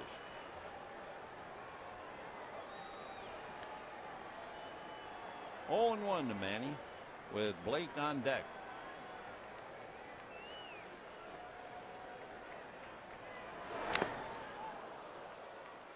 Oh, and 2 the count. Well, you watch Derek Lowe pitch, and then you think back a few years ago when Chipper Jones was facing him a lot. And Chipper said that Lowe is the most movement on a fastball I've ever seen in my life. I'm telling you, he can throw a ball right down the middle of the plate, and it moves so much it winds up out of the zone. 0-2.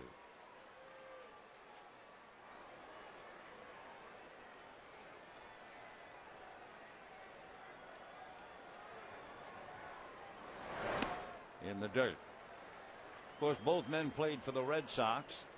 Derek was there from '98 through '04. So they know each other very well.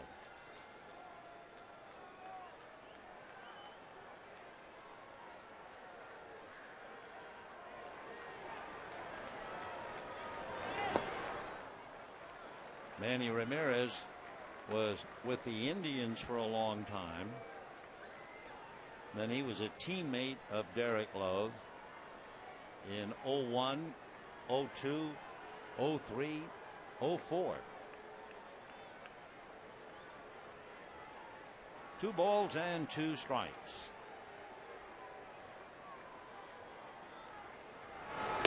Slider, and he missed with it. 3-2. 1 out, 5th inning. Braves 3, Dodgers 2. Dodgers took 2 out of 3 in Atlanta.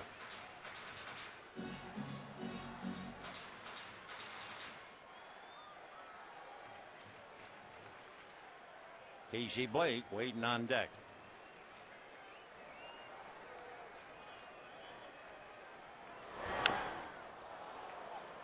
Foul ball fielded by Blake, so it's still 3-2 to Manny, hitting .316.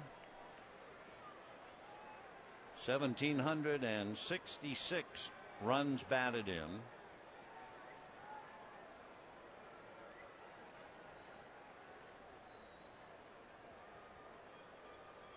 Most RBIs 1 year for Manny Ramirez.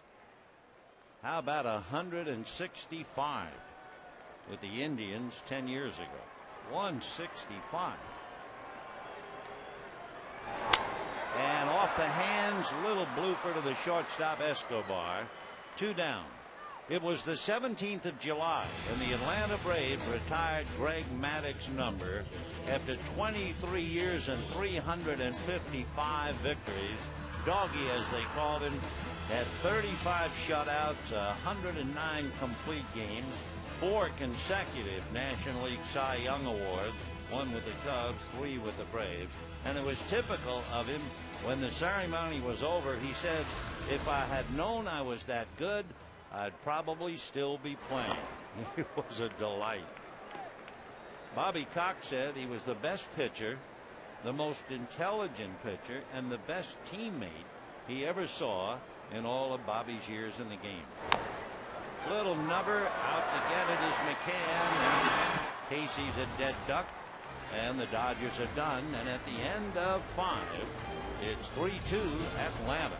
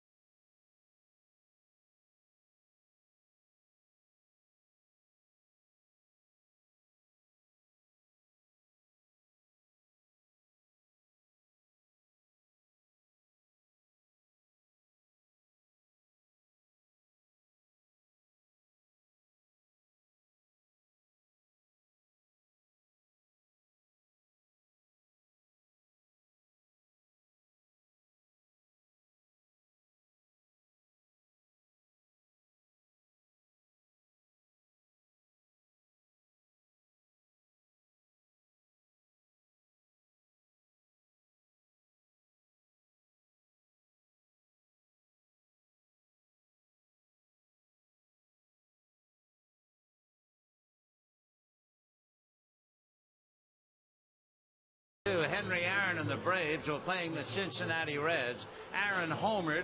That was number 660 as a Brave. Then, in the 10th inning, he hit home run number 661 to win the game. That broke Babe Ruth's record for most home runs hit by one player for one team. And, of course, they will never forget Henry Aaron anywhere in the baseball world, and especially in Milwaukee and Atlanta. Let's go back to this one.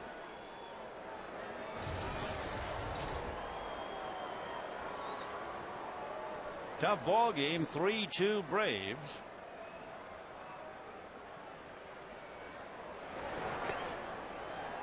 Diaz takes ball one. Martin single to center, single to right. Scored a run, knocked in a run, and also had a ball get off his glove for a triple that led to a Dodger run.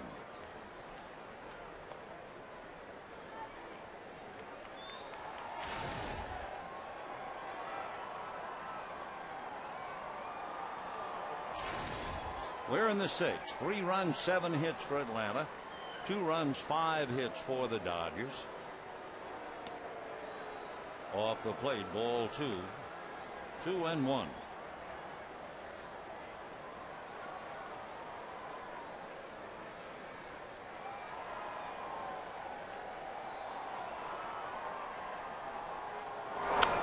Fouled away.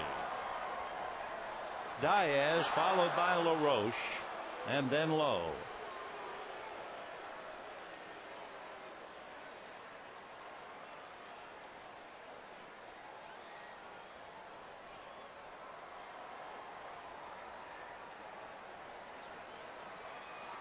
Braves scored 2 in the second. Dodgers got 1 in the third. Each team scored in the fourth.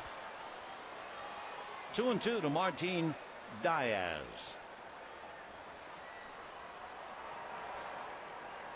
Randy made 80 pitches in the first 5 innings. He's retired the side in order once, pitching out of the stretch a lot. 2-2.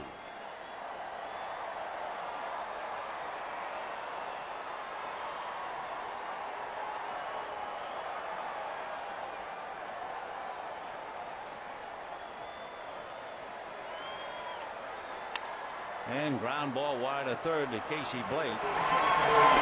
1 away. You know, you can celebrate Manny's magical night with a Manny bobblehead pack. Receive an original bobblehead and secure your seat for September 16th. The first 50,000 fans receive Manny's curtain call bobblehead, and the packs include 3 Sunday games starting at $64. So you can buy now at Dodgers.com/specials or call 866-DODGERS. Ball 1 to LaRoche, and there you see Randy Wolf falling into that habit of missing on the first pitch. 1 ball and no strikes.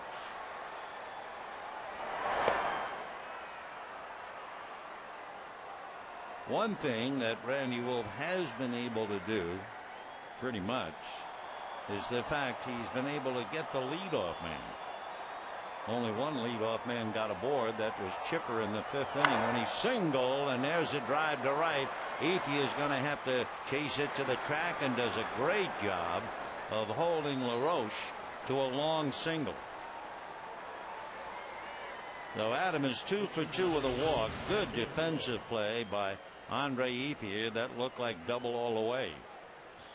Paul has passed him, and he still backhands it. So LaRoche continues his phenomenal hitting. He was 9 for 18. Now he's 11 for 20. And the batter is Derek Lowe, and the Dodgers will look bunt. Derek with 7 sacrifices. LaRoche has stolen 2 out of 4.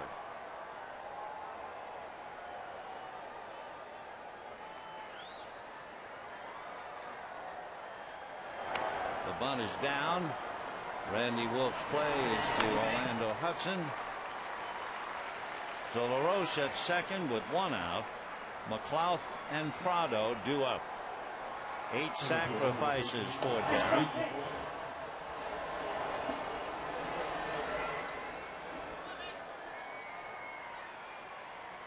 Rafael Furcal, of course, spent a long time in the Braves organization. He first came up to the Braves in 2000, signed by them in '96, and he was with them for 6 solid years, and he was a solid player. McLouth 0 for 2 with a walk. Slow curveball.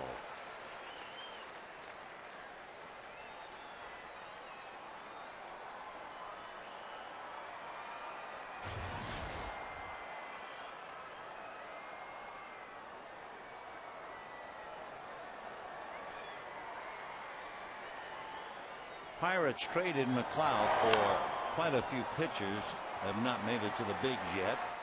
He grounds out, and that's that.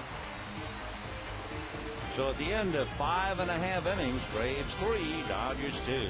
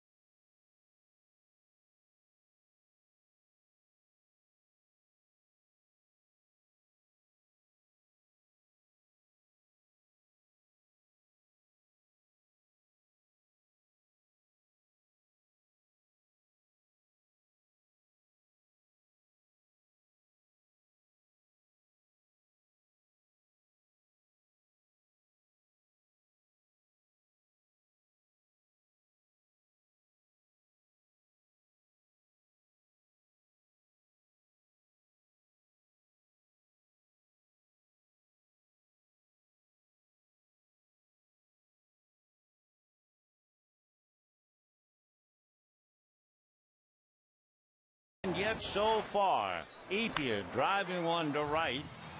Martin Diaz going up against the wall, off his glove, and by the time they ran it down, Ethier was at third with a triple, and Manny hit a bullet into left field to drive him in. Tough ball games, 3-2 Atlanta. Diaz is also out of hand offensively. He's 2 for 3, a stolen base, scored a run. So he's been busy. Dodgers trying to get busy. Loney, Martin, and Hudson against Derek Lowe. The Dodgers have not gotten a leadoff man aboard. The Braves have only had one. And the Dodgers have killed a lot of worms in 5 innings. They've had 11 ground ball outs. Strike. Derek coming into the inning had made 81 pitches. Wolf has made 92. 0-1.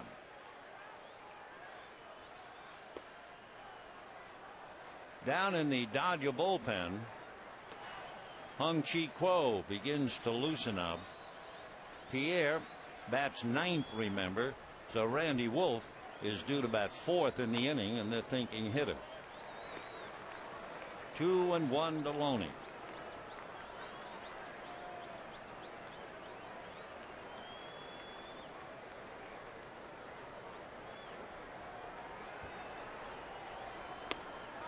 And ball 3. Lowe walked Blake in the first inning, and he walked Hudson in the second, and is on the edge here, 3-1.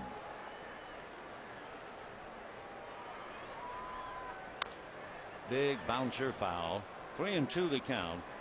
Looking at Derek's work way back when he opened up the season against Philadelphia, he went 8.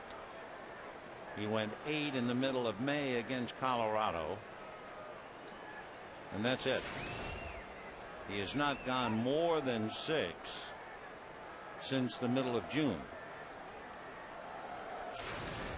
And he's in the 6th inning right now. Fouled away.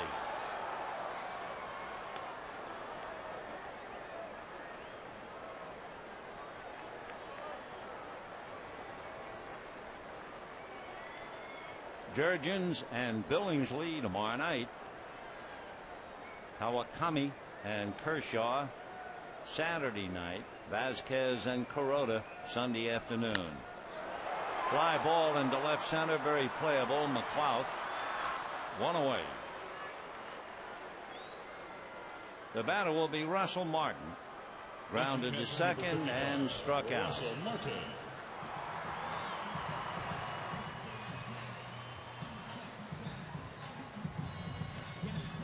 Braves scored 2 in the 2nd inning. Dodgers came back with 1 in the 3rd. Braves got a run in the top of the 4th, walked in when McLeod walked with the bases loaded. The Dodgers came back with a run of their own on a couple of base hits, a scoring fly ball. And that's going to be hit into center for a base hit. So Martin goes 1 for 3. The Dodgers have the tying run aboard, and Orlando Hudson coming up. Hudson walked and singled off Derek Lowe's glove for the 1,000th hit of his career. Now Randy Wolf is due up next. He is not in the on-deck circle, so we'll keep an eye on that and see who's going to come out. Quo is still heating up in the pen. And Randy will come out, and by rule has to be somebody out there, and he's the one on duty.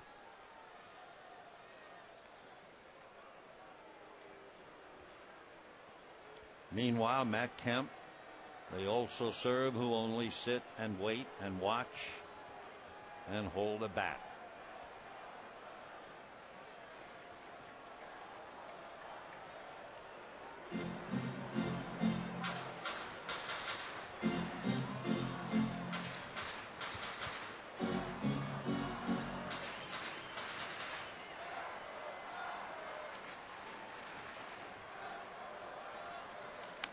Fouled away. Well, after seeing Randy Wolf steal a base when Derek Lowe appeared to just forget all about him, Dodgers might be encouraged with Martin, who has stolen 8. 0-1 the count to Orlando Hudson. 1 out, 6th inning, 3-2 Atlanta.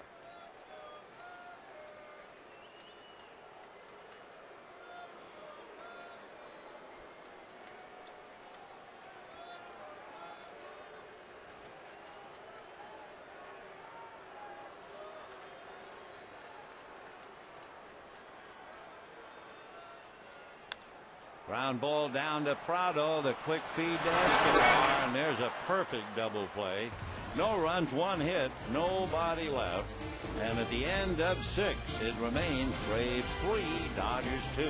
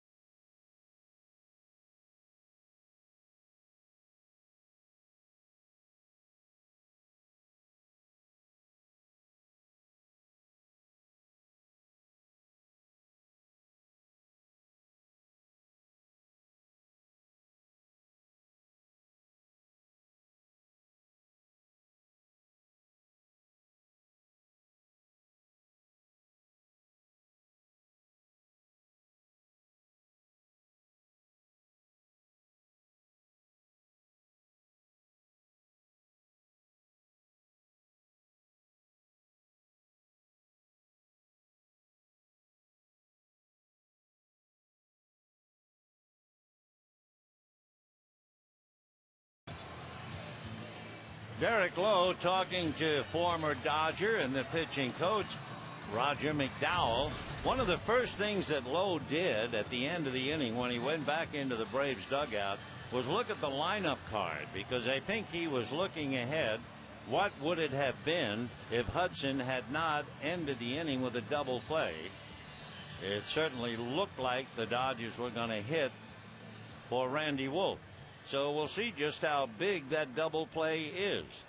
He was looking not so much in the starting lineup, but down the bottom where you see Ausmus, Loretta, Kemp, etc., especially the available hitters. So now we move on to the seventh. Fouled away. Martin Prado, the second baseman, has been so busy. Then Chipper Jones and Brian McCann. Prado popped up twice, hit into a force play, 0 for 3, batting .317.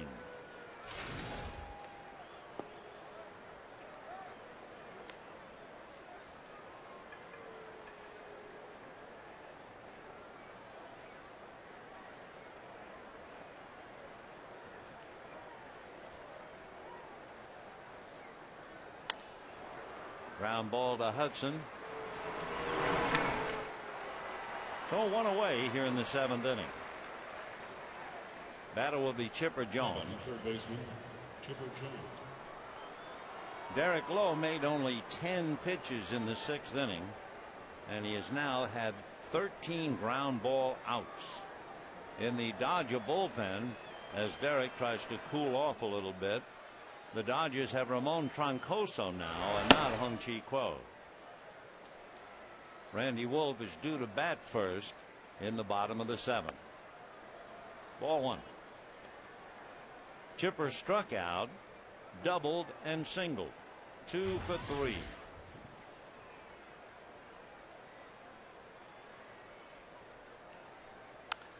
And drives one into right center. Pierre running to the track at the wall, and it clears the wall. Home run. So Chipper has a single, double home run, and the Braves lead 4-2.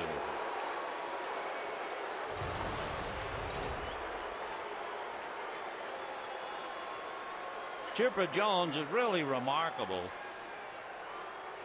He's had a .300 career batting average with over 400 doubles and over 400 home runs. Manny Ramirez, of course, is right there along with Alex Rodriguez. But when you look at Chipper Jones, you realize that only Frankie Frisch beats Chipper Jones with a career batting average as a switch hitter. Frisch hit .316. Chipper .310. And he's up there now, number 3 in switch hitting home run hitters.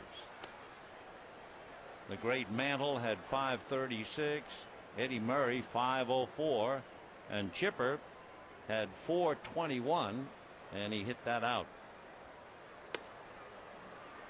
And by the way, as Wolf has been doing all night, and it's such a dangerous way to pitch, the count was 1 ball and no strikes. He's been unable to get that first pitch over, and it's hurt him. Another interesting thing, when Ryan Braun of Milwaukee hit a home run, that was the only home run the Dodger pitching staff has given up in 10 games until Chipper hits one out tonight. 2-2 the count to Brian McCann. So Chipper Jones, 14 more home runs in his great career. And as we said, he signed that long contract. He's going to be playing for the Braves at least through 2012.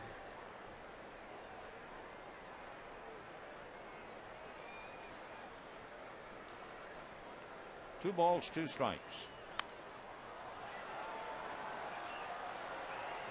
Chipper is 37.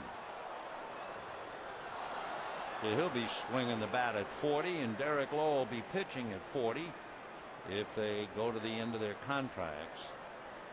They also have an option on him for 2013 for Chipper Jones.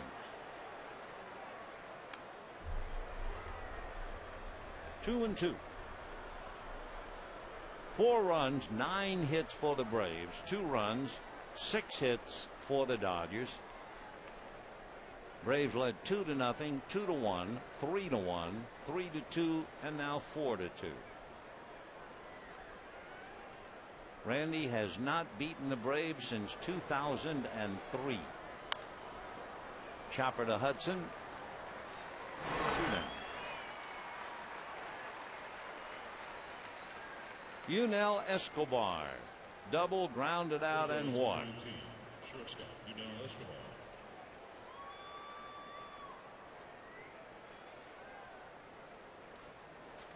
Going into this game, Chipper Jones was giving Wolf a bad time anyway.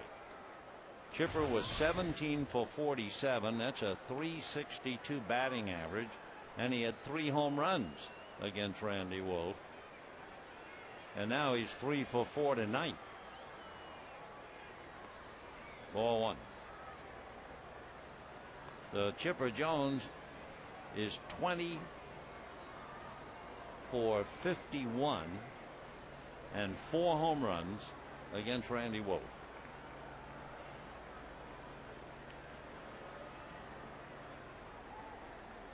And remember, he has never through his career hit a lot of home runs and done a lot of damage. He came into this game a career batting average at Dodger Stadium of .239. He had hit 11 home runs, so he's now hammered 12 out. But that's from 1993 to tonight. 2-1 to Escobar.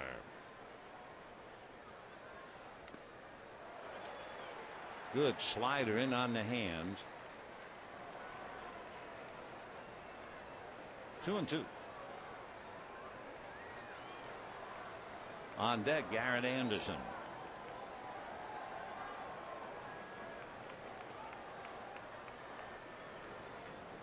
For Randy Wolf, pitch number 110. And it's ball 3.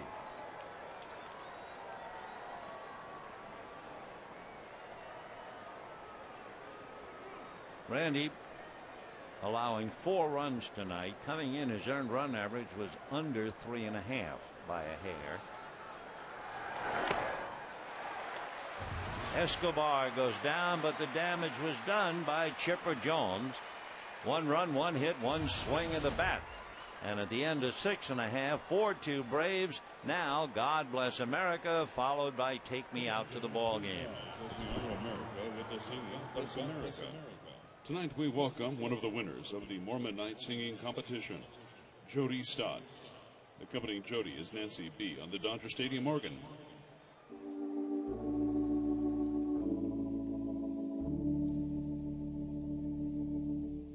God bless America, land that I love. Stand beside her and guide her through the night with the light from above, from the mountains to the prairies, to the oceans white with foam.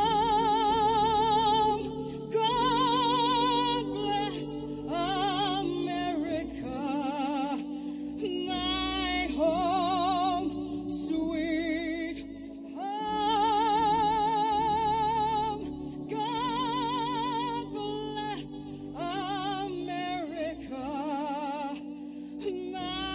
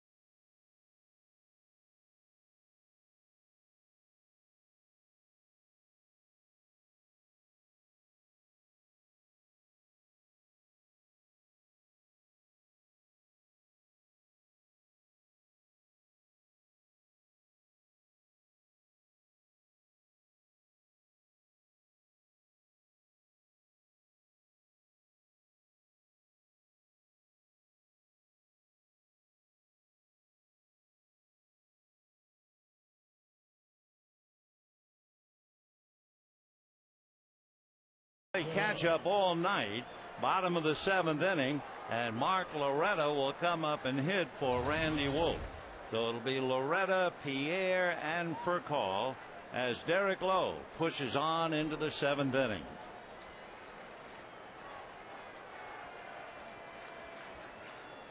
Dodgers scored a run in the 3rd inning on Ethier's ball that went off the glove of Diaz, and a ball that went off the glove of Lowe hit by Hudson was cashed in for the other run. Randy Wolf made 111 pitches.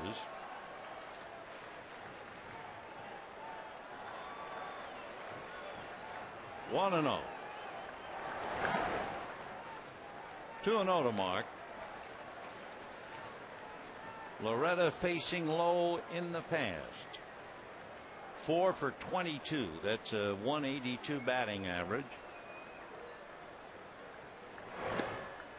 And one sinker after another, and it's a 3-0 count.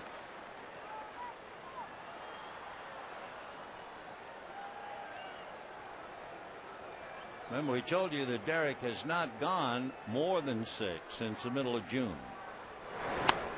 Right.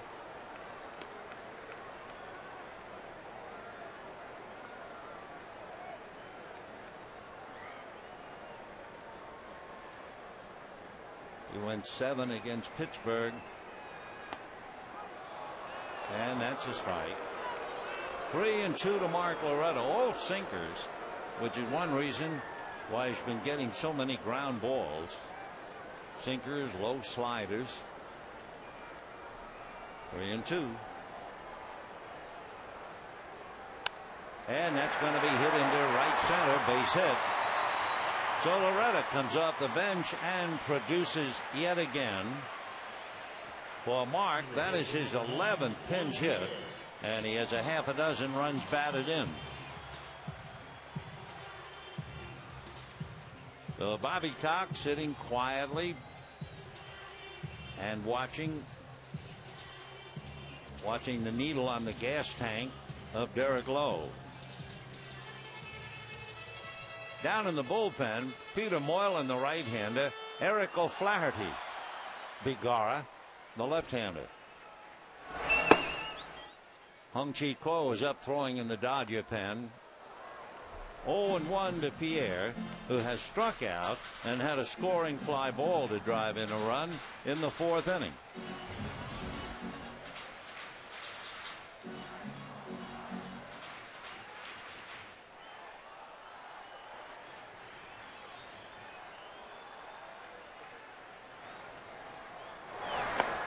Off the plate. 1 ball and 1 strike.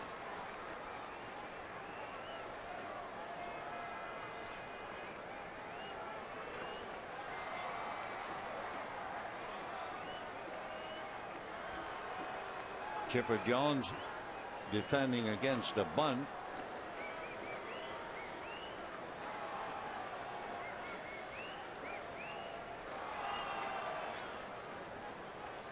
One ball and 1 strike.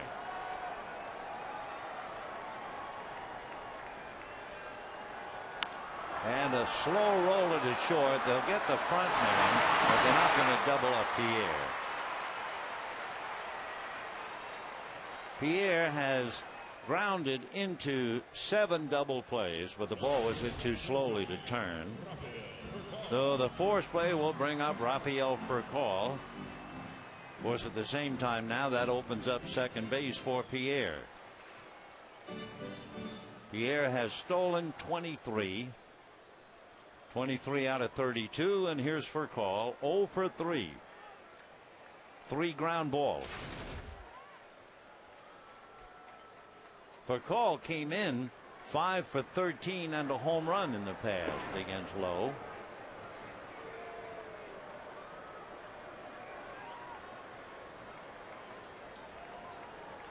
Ryan McCann busy back there looking around, watching Pierre. I think Brian even looked over at the Dodger dugout as if he might be able to catch the sign for a stolen base. He was watching Joe just as hard as Pierre was. 1 ball and no strikes. 4-2 Braves, bottom of the 7th.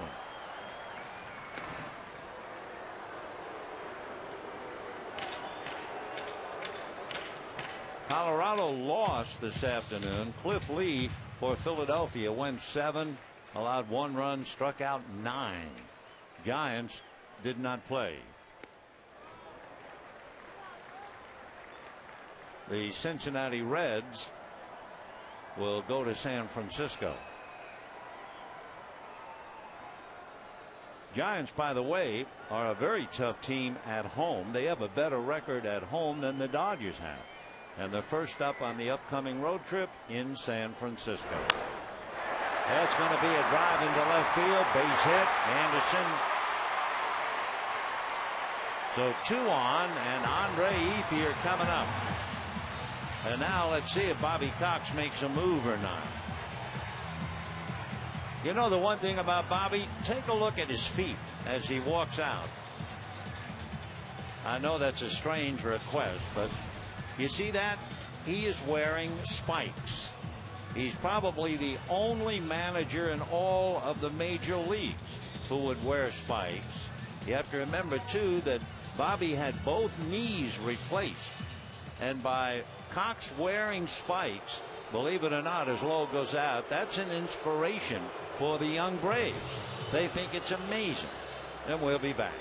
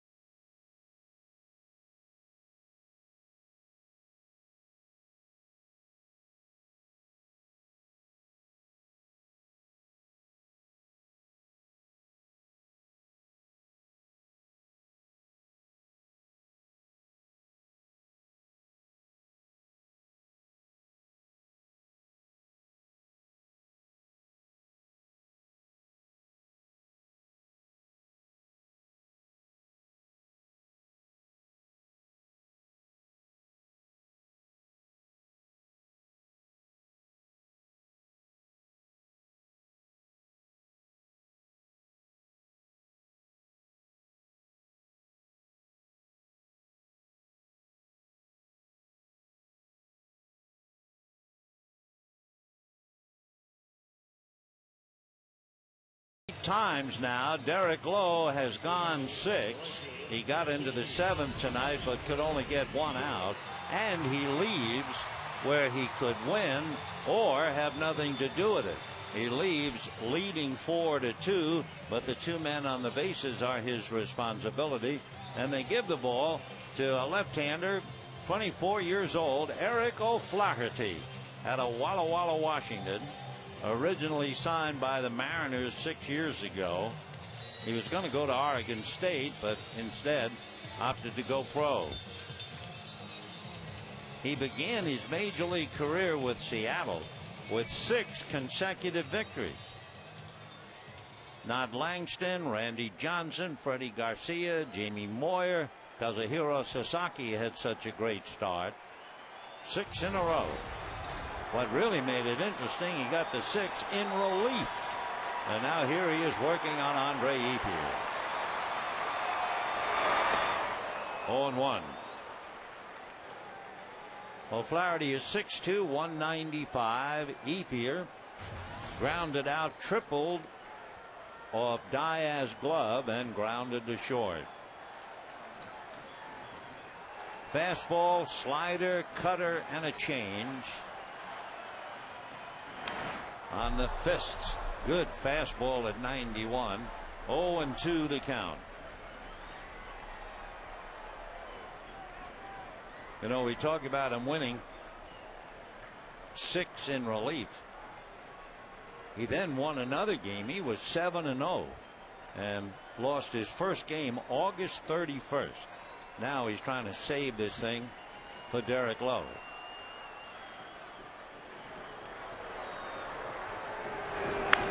And a high fly ball into left center. McLouth on the run, says he's going to catch it and does. And the runners hold up.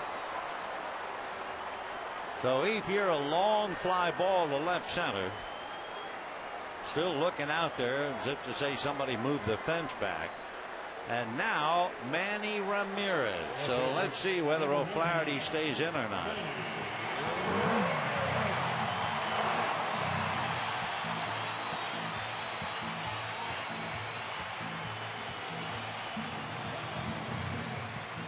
Roger McDowell is running out to the mound to talk to O'Flaherty. And for Derek Lowe, he's just sweating it out.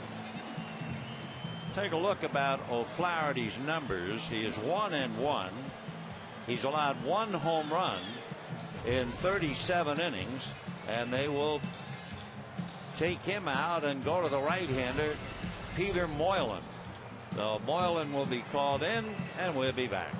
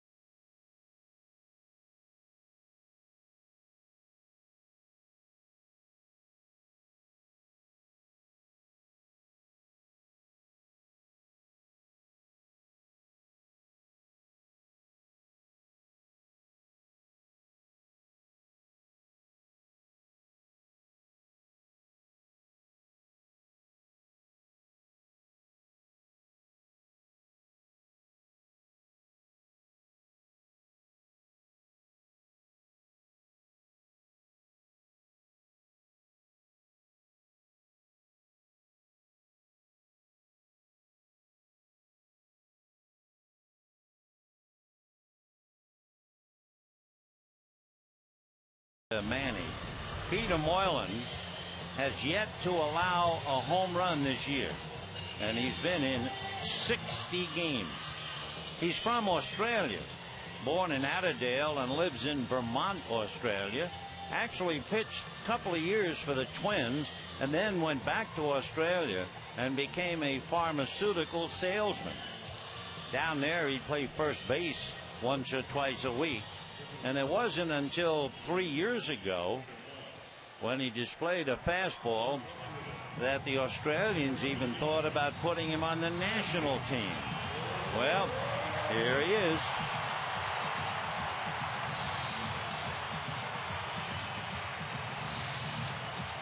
Pierre at second for Call at first. 2 out, 7th inning. Don't you get the idea that every time you see Manny in the last 2 weeks or so, he's always either the tying run, the winning run? There's always a gang out there on the bases.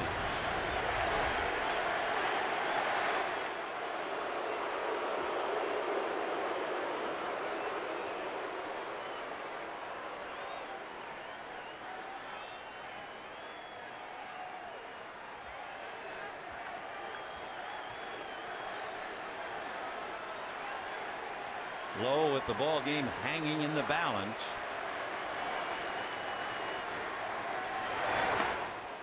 Oh, 1.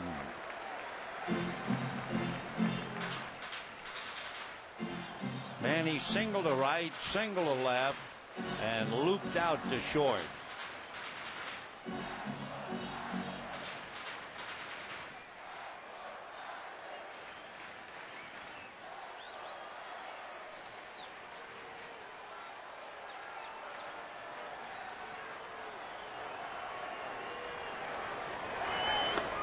A strike.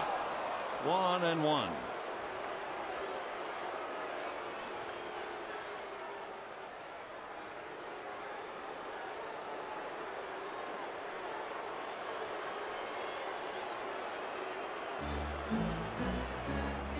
Moylan basically comes to the dance with a fastball, slider, and a change.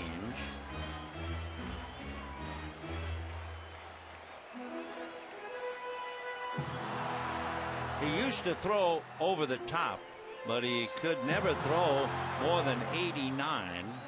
And he was throwing in the outfield. And that's when he suddenly got the success of throwing sidearm. Throw sidearm to release stress on his back. In fact, Moylan has been surgically repaired twice. 1 ball and 1 strike. And another meeting.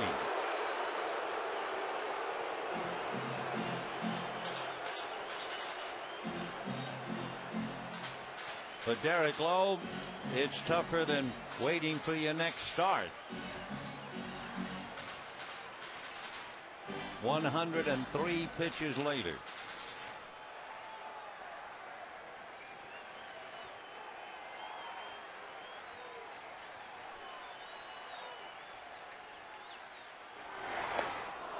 One and two.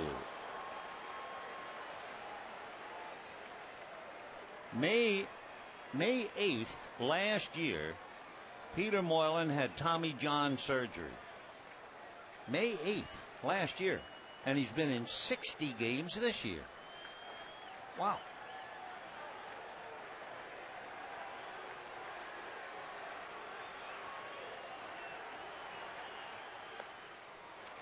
Two and two. Those big flat sliders. All Lowe can do is stay in the dugout and fidget. On deck, Casey Blake. They're here.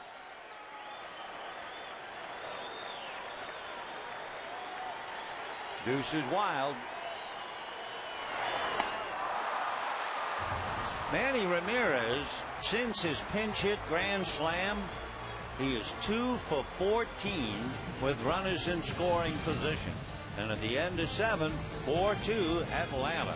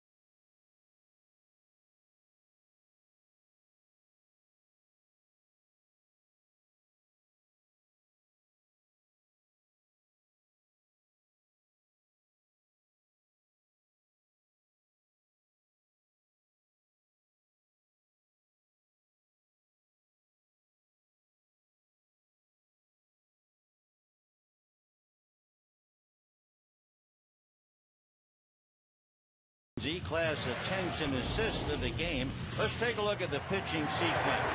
Slider for ball 1. On the plate for a strike. Another slider. Way off with a slider. And got him at the knees.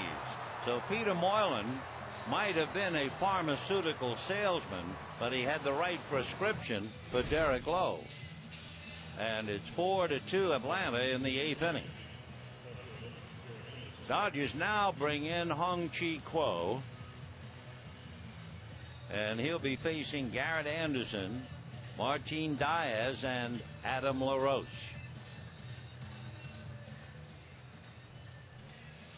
One of the things that has always been rather remarkable as Hung-Chi Kuo is ready to pitch to him is the fact that Garrett Anderson has really been amazing how he's been able to dodge being hit by pitches. Right. Now, Ethier, Martin, and Pierre have been hit 7 times this year. Garrett Anderson, his entire career, going back to 1994, he's been hit 6 times. Popped up. Hudson.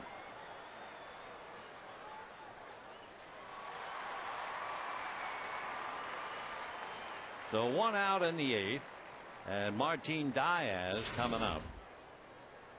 Right fielder, Matt Diaz.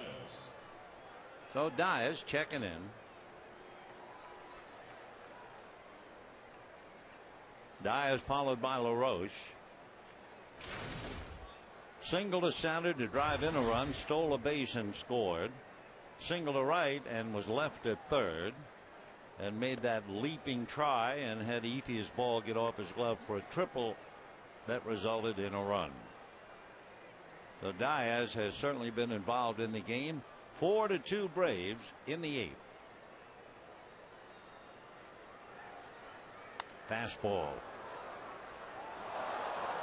1-1. So Derek Lowe went 6 1/3.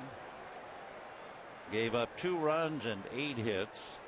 Made 103 pitches. And then Messrs. O'Flaherty and Moylan came to his rescue. 1-1. Ball 2 to Matt.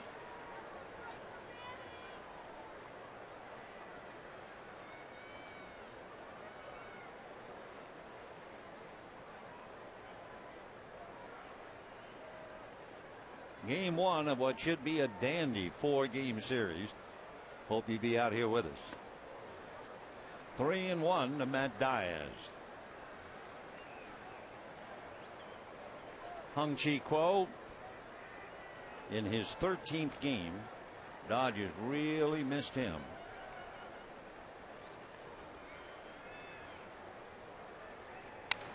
And that's a little flare over Blake's head down the line, and it will hit the chalk. And so Diaz will go into second base with a double, and Matt is 3 for 4.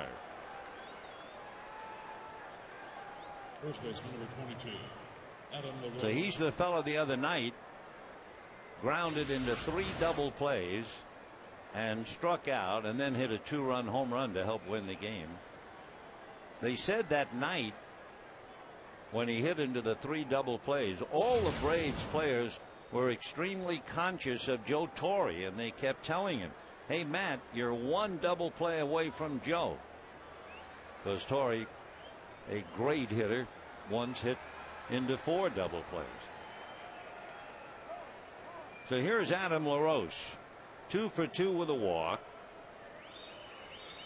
11 for 20, hitting .265, 13 home runs, 43 runs batted in.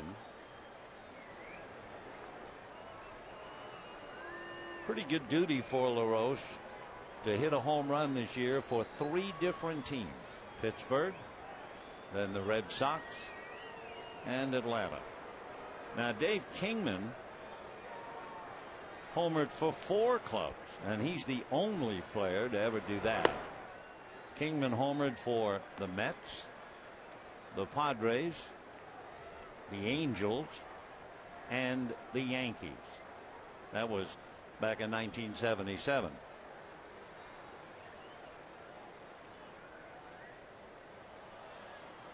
One ball, no strikes. What do you think of Kingman's performance? Do you remember that? Jim Healy, God bless him, played it so often. Tommy Lasorda being interviewed and being asked after Dave Kingman rearranged the furniture here at Dodger Stadium. Tommy, what do you think of Kingman's performance? Check swing for a strike. 1-2. Ryan Church out on deck. He would hit for Moylan.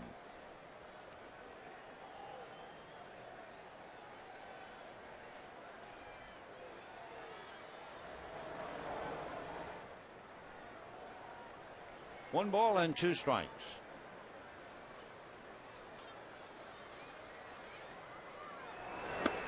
Two and 2. Church has gone back into the Braves dugout, and Moylan is out on deck. So Ryan, in a case where the Church is in the pew.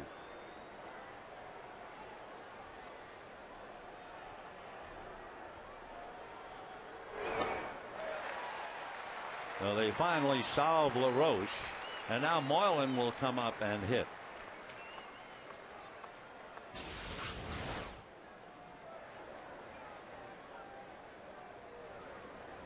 Peter Moylan.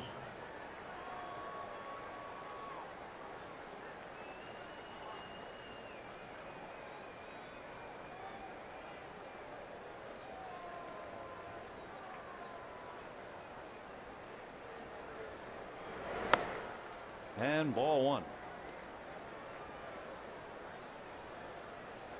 So obviously Bobby Cox really believes in Moylan, with a runner at second base, not using Ryan Church. So Peter will go back out there in the bottom of the 8th. Foul back. Moylan has only had 2 at-bats, and he has struck out both times. So he is certainly not in there for his hitting.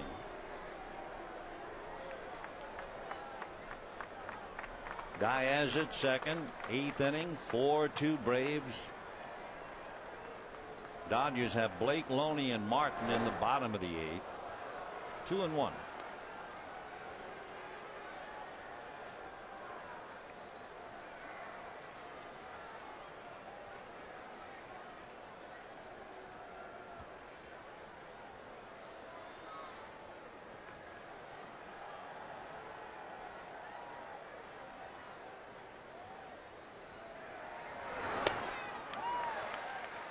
Two and 2.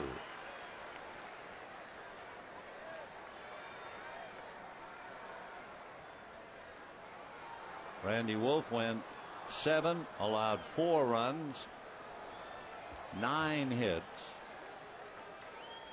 including that home run by Chipper Jones. And down goes Moylan. So they waste the 1-out double and leave Diaz. So the Dodgers will have Blake, followed by Loney, followed by Martin.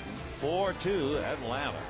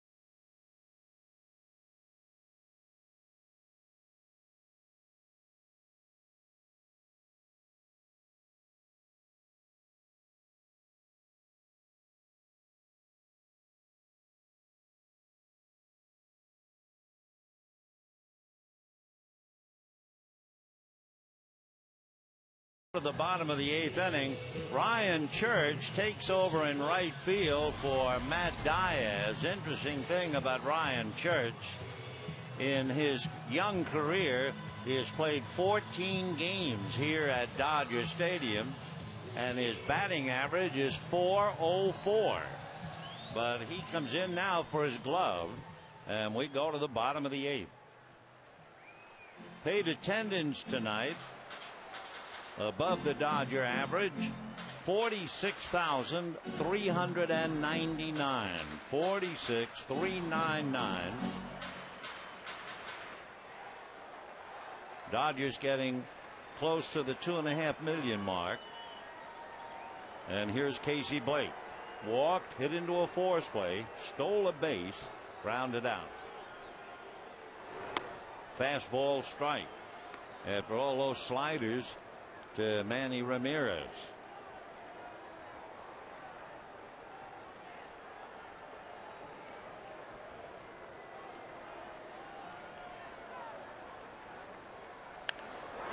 And a drive to the gap in left center. There's nobody there.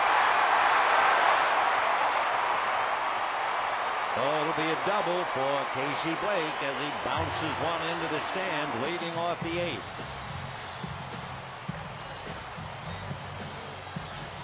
And the batter now will be James Loney. So Casey hits a gapper, and when it hits the warning track, it just bounces up into the stands.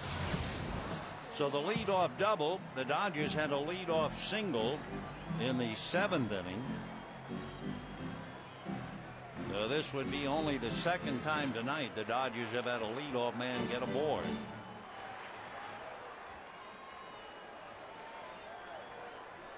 So here's Loney, hit into a force play, grounded to first and fly to center.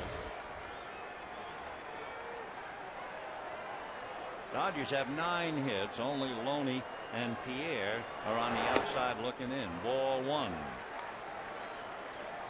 4 runs, 10 hits for Atlanta. 2 runs, 9 hits for the Dodgers. Peter Moylan, 30 years old. He'll be 31 in the middle of December.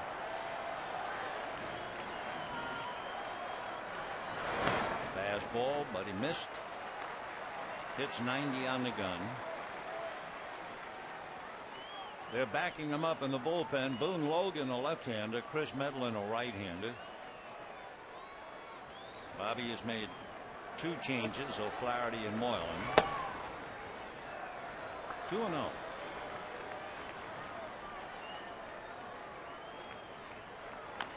And a check swing foul, 2-1 to count to James Loney. James hitting .289.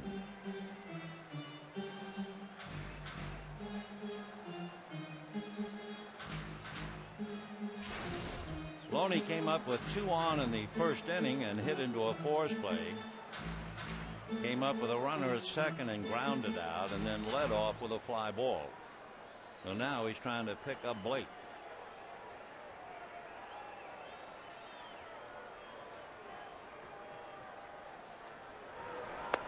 Ball 3. Moylan wound up playing baseball in the United States because his dad came to this country looking for work, watched the Astros play at the Astrodome, and fell in love with the game. So when he went back to Australia, he joined the league and got his son into T-ball, and here he is. And that is ball 4. So the Dodgers have the tying runs aboard, nobody out, with Martin, Hudson, and we will see about a hitter for 12.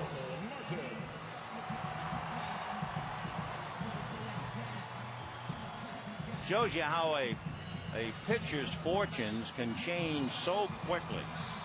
Peter comes in and strikes out Ramirez.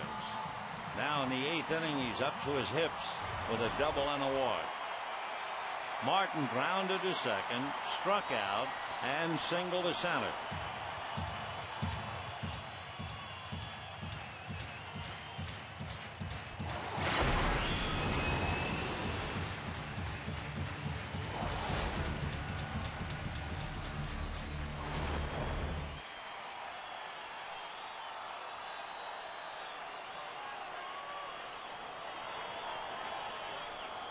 Shows bunt, fouls it off.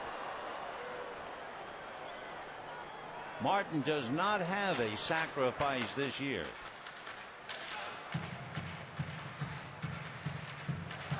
So this is his 98th game. He's had over 400 plate appearances, and he has just tried to bunt for the first time. 0-1.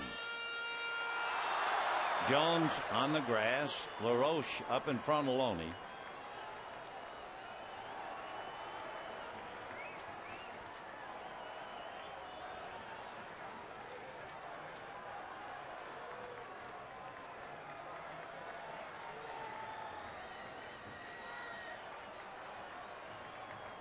Showing bunt again. This time he gets it down. LaRoche goes, and we get the force play at third on Casey Blake. Nice play by Adam LaRoche. And of course, being left-handed really helped.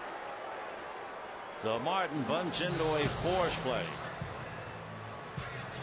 Second baseman, number 13, Orlando Hudson. So 1 out, and Orlando Hudson the batter. Nice stretch by Chipper. So the easy out. So Martin at first, Loney at second. Hudson has walked. Casey Blake talking about his adventure on the base paths. Hudson singled off Lowe's glove and grounded into a double play. 1 out, first and second. Matt Kemp comes out on deck. Ball 1. Matt had pretty much the night off until now.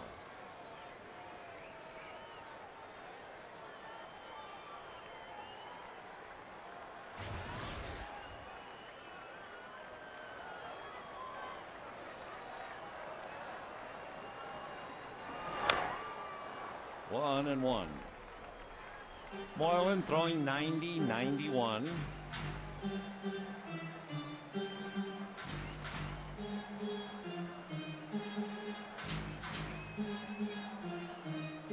How did Moylan come from Australia to Atlanta?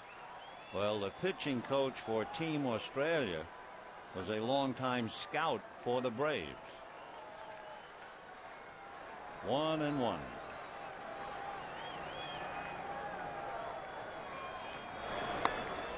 Off the plate, ball 2, 2 and 1.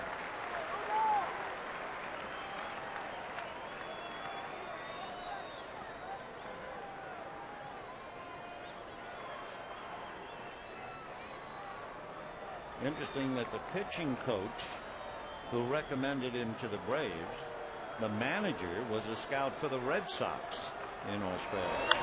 Fouled away. I don't know how valid this is, but when they asked Moylan about making the decision, he said, quote, "The Braves promote from within. The Red Sox don't." And then he said that he studies MLB.com and found that the Braves 4 years ago used 18 different rookies to win their 14th straight division title. So he was studying down under. And he's now 3-2 with 1 out. Hudson at the plate and Kemp on deck.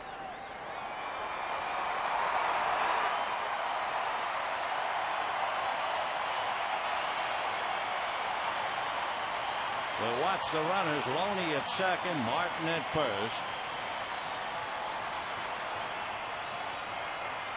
They hold. Foul back. In a spot like this, you wonder. Hudson has grounded into 7 double plays. Braves had a big double play in the 6th inning on Hudson.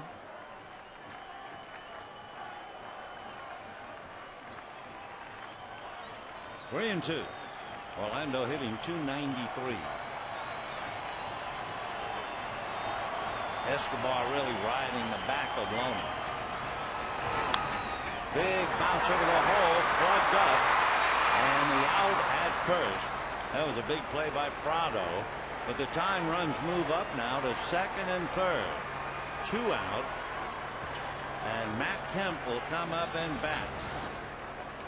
Del Prado, who's been so busy, makes the play to LaRoche. Attention, please. For the Dodgers, pinch hitter, number 27, Matt Kemp.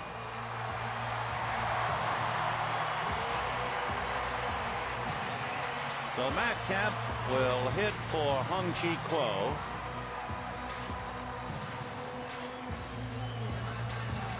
Braves setting up their defense while Brian McCann talks to Moylan.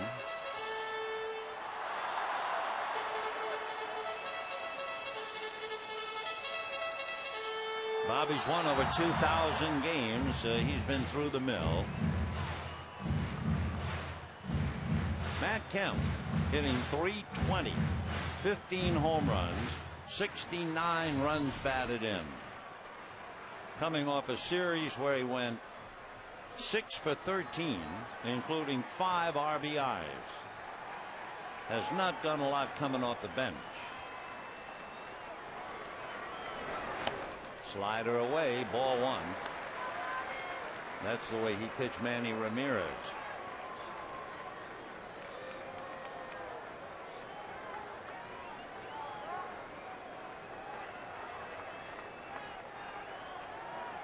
One and 0. Another slider.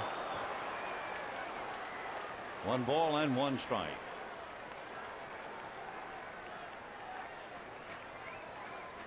Moylan's fastball, they say, has been clocked as high as 96, but he's not throwing that. He's throwing 90 and 91.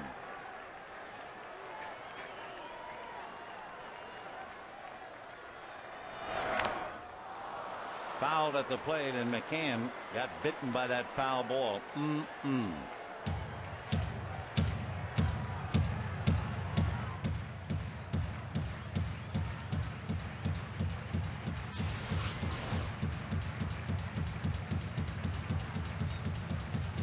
Ball went right off the mitt and struck him on the exposed right hand.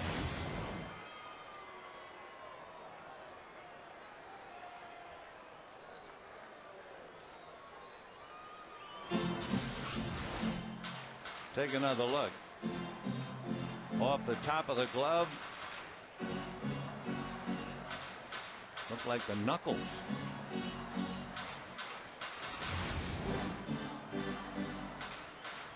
David Ross begins to loosen up in the pen in case McCann has to come out. Catchers are an unusual breed. If they can still stand, they catch.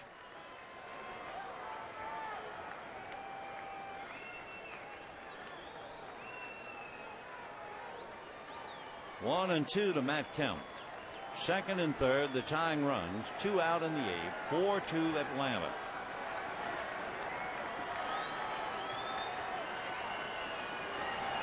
Slider off the plate. Well, it's given him a lot of sliders. We'll see if he stays with it or not.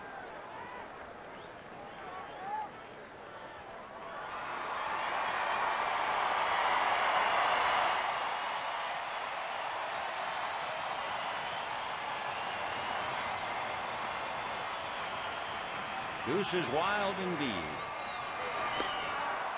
And down goes Matt Kemp. So Moylan has done quite a job. Strikes out Ramirez with 2 on. Strikes out Kemp with 2 on. And at the end of 8, 4-2 Atlanta.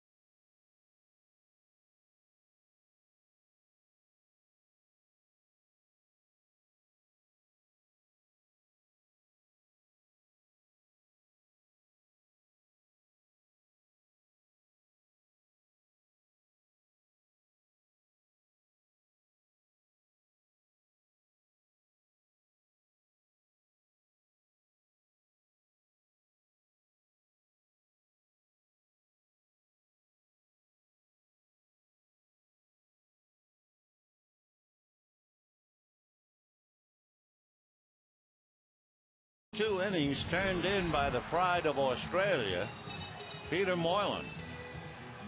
Moylan has made 26 pitches in his 2 innings and struck out Ramirez to end the 7th, and he strikes out Kemp to end the 8th, each time with 2 men aboard. So Guillermo Mota will now come in, and he'll pitch to the top of the Braves lineup: McLouth, Prado, and then Jones. Hung Chi Kuo in there briefly, made 17 pitches, gave up 1 hit, a double, but struck out 2.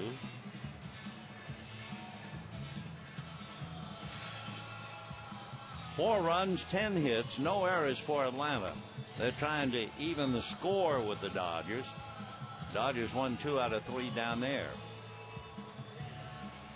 Tomorrow night will be the 5th meeting of the year between the 2 clubs and game 2 of this 4-game series.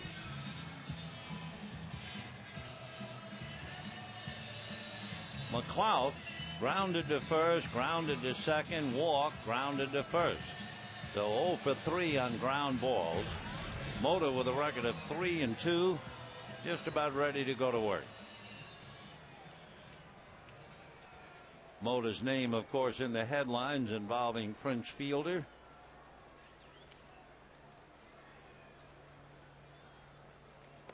A strike.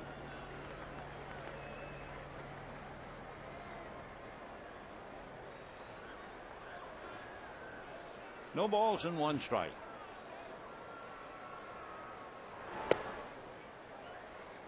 One and one. To look ahead when the Dodgers come up in the 9th inning, they would have Juan Pierre, Rafael Furcal, and Andre Ethier. And if anybody gets on, Manny.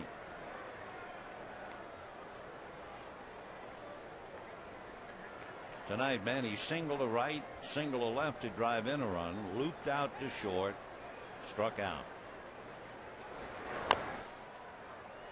Mota down to get it, 1 away.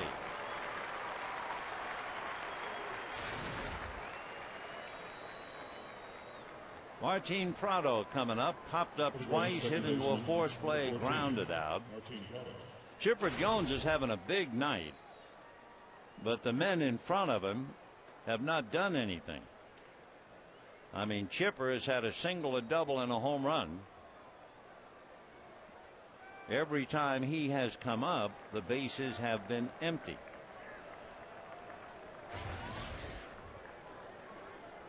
Prado 0 for 4. Ball 1.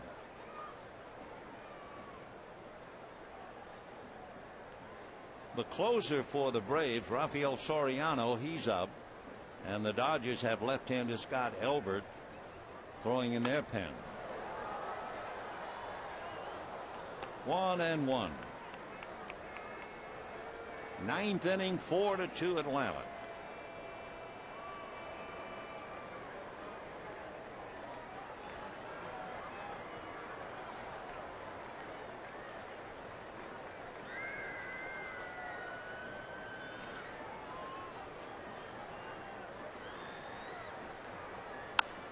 And a drive to the gap in right center. Ethier gone to the track to make the catch. So Prado, a long out, goes 0 for 5. And here's Chipper. So the 2 hitters in front of Chipper Jones collectively are 0 for 9. And then he comes up with a double, single, and home run.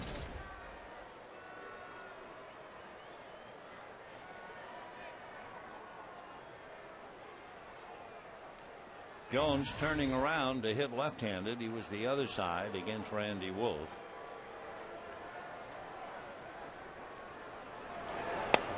Right. He is so consistent. Came in here hitting .288 from each side of the plate. His home run was hit right-handed. So he has 14, 8 hit right, 6 left.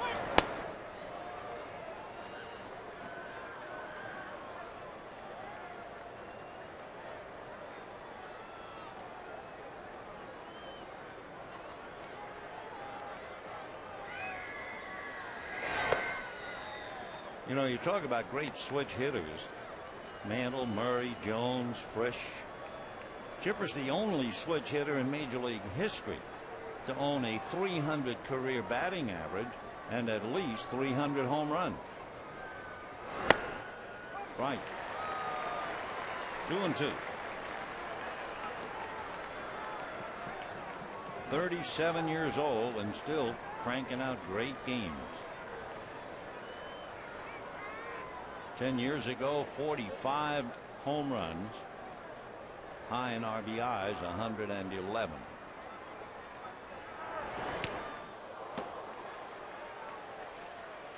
Three and two to Chipper.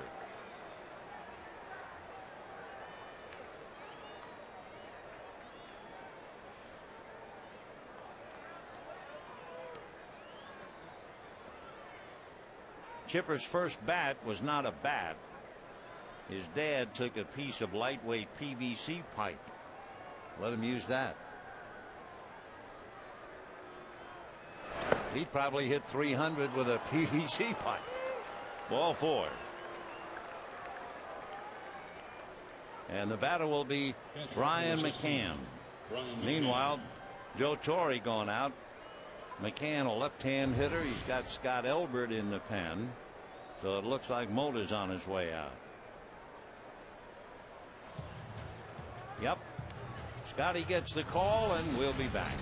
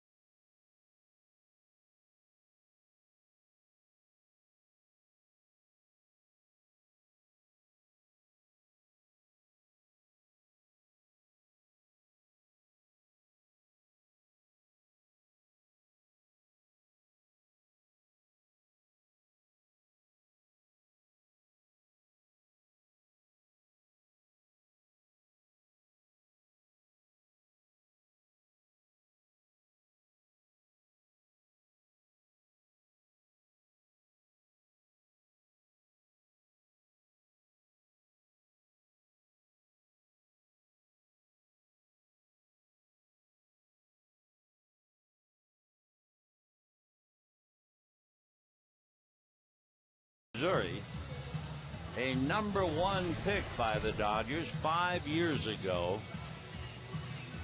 He was a wonderful all-around athlete, top running back in high school, scored 36 touchdowns, but he was also a brilliant young pitcher.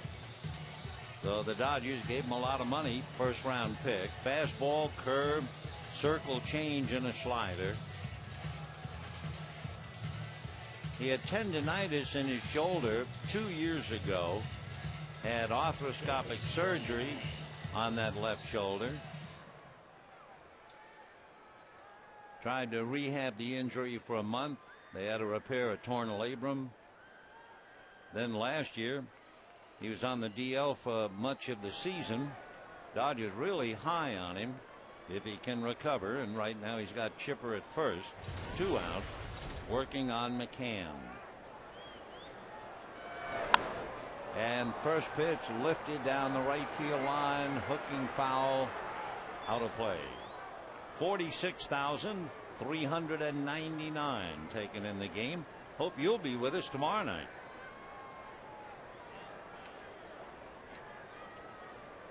Tomorrow night, Friday night fireworks.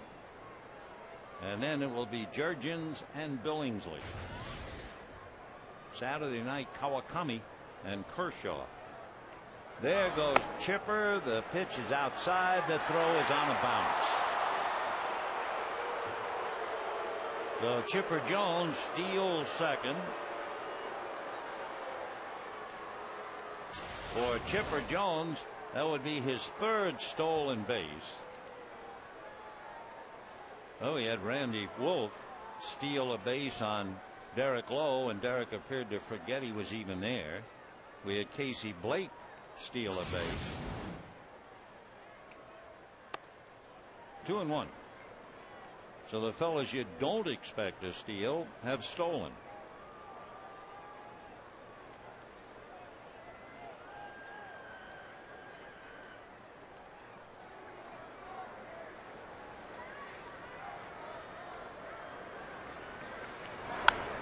Fouled off to the left, out of play. 2-2 to Brian McCann, showing no ill effects, we're happy to report, after taking one on the right hand.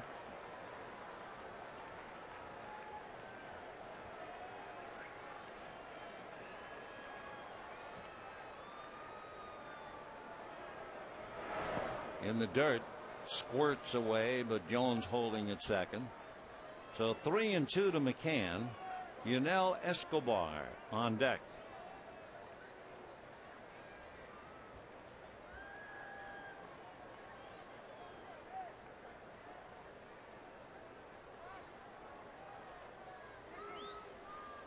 Four-2 Braves, top of the ninth, 2 out. Chipper Jones at second base. And down goes McCann. Scott Elbert comes in to strike him out. So here come the Dodgers. It'll be Juan Pierre, Rafael Furcal, and Andre Ethier against Soriano.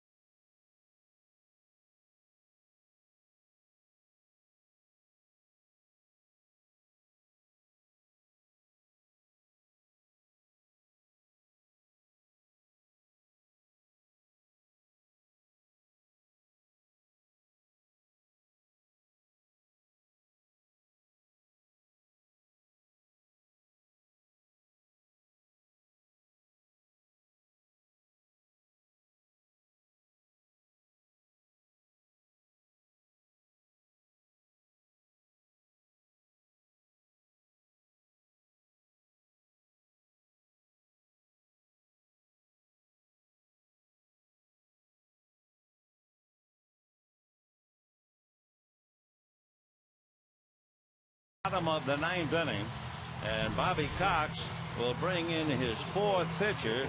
It's his closer, Rafael Soriano. Soriano has 16 saves, a great ERA of 1.8, and look at that, 18 saves. Remarkable. 6'1" and 220, 29 years old. As a kid growing up in the Dominican Republic, his favorite player was John Smoltz, who of course was then a great pitcher for the Braves, who pitched today for the Red Sox and got lit up by the Yankees. But anyway, as he said, he always got a lot of kidding that his favorite player was not a Dominican, but he stayed with Smoltz. Juan Pierre, start him off. Ball one.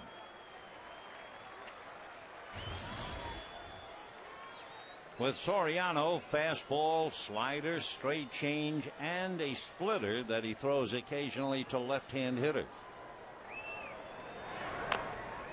Check swing foul, 1 ball and 1 strike.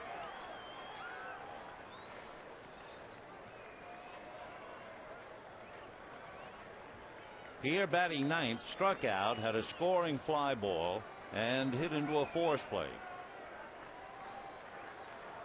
1-1. The Giants were idle today, but if the Dodgers should lose, the Giants would be closer than they've been in quite a while. They would be 5.5 back. So Messrs. Chafee and Torrey, Honeycutt sweating it out. 2-1. Ball 3. Another thing about Soriano, he has walked 17 and he has struck out 67.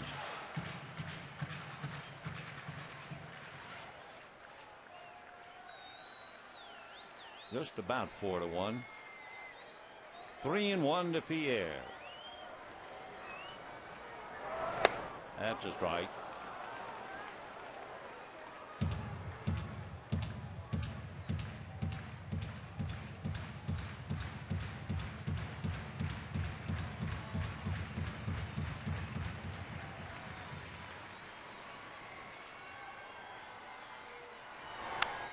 Fly ball down the left field line, slicing foul, drops into the stands.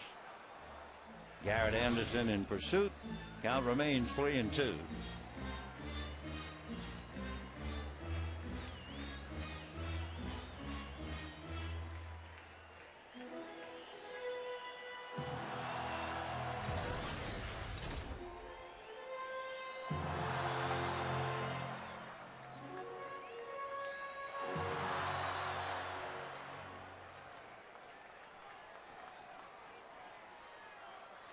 Three and two. Little ground ball to third, tough play, and Chipper can't make it. The only way he could was to barehand it and throw, and he couldn't. So the Dodgers get Pierre aboard on an infield single, and the batter will be Rafael Furcal. And of course, every fan in the ballpark is looking ahead. They know Ramirez is due up fourth. The Dodgers have to get a man on to extend the inning to Ramirez. Now they have to avoid a double play, and Manny waits. Furcal, 3 ground balls and single to left. Though he's been on base by walk or hit 17 straight games.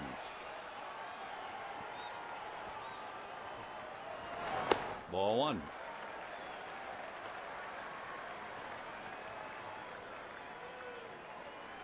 Tell you one thing about Soriano, he is fortunate to be alive and pitching. A couple of years ago, Soriano was hit in the right side of his head, just above the ear, by a line drive off the bat of Vladimir Guerrero. Whoa.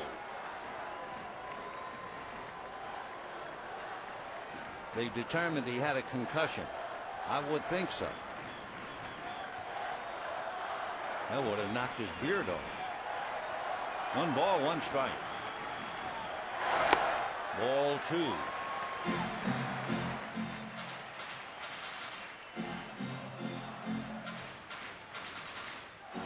Waiting on deck, Andre Ethier.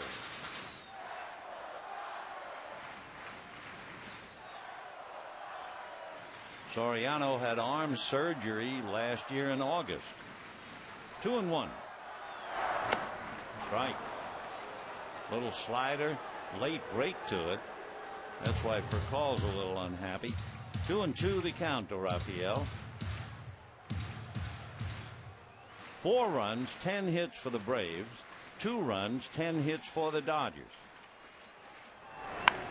Slapped down the left field line, slicing foul. Still 2-2.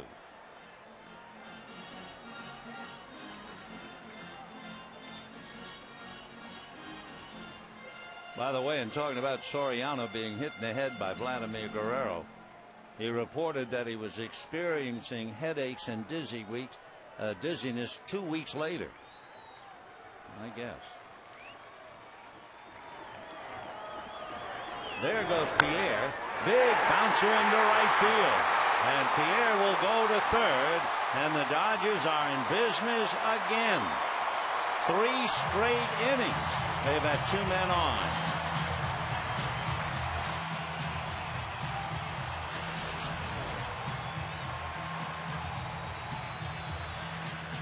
Dodger right fielder, number 16.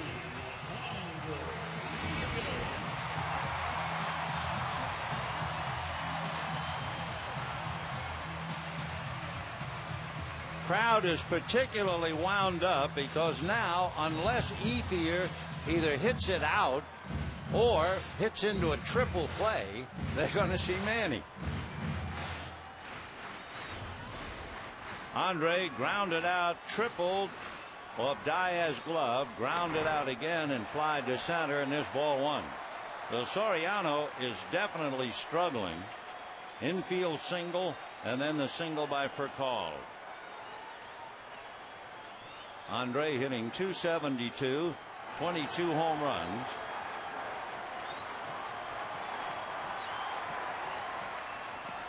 And ball 2.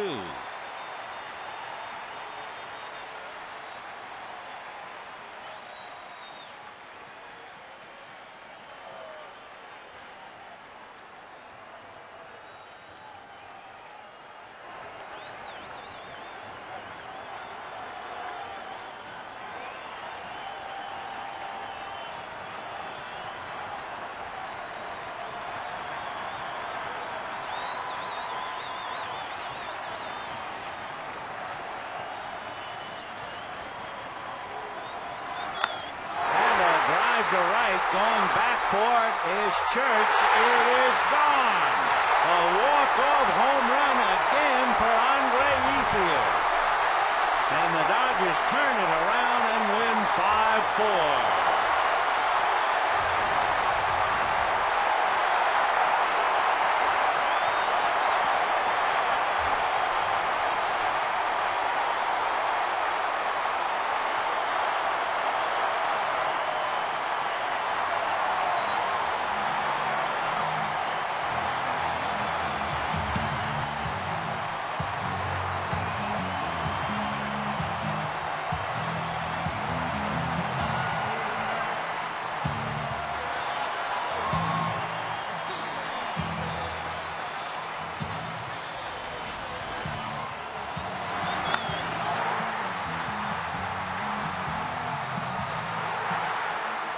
Well, from the looks of things and from the sounds of things, the crowd is not disappointed that they won't see Manny Ramirez.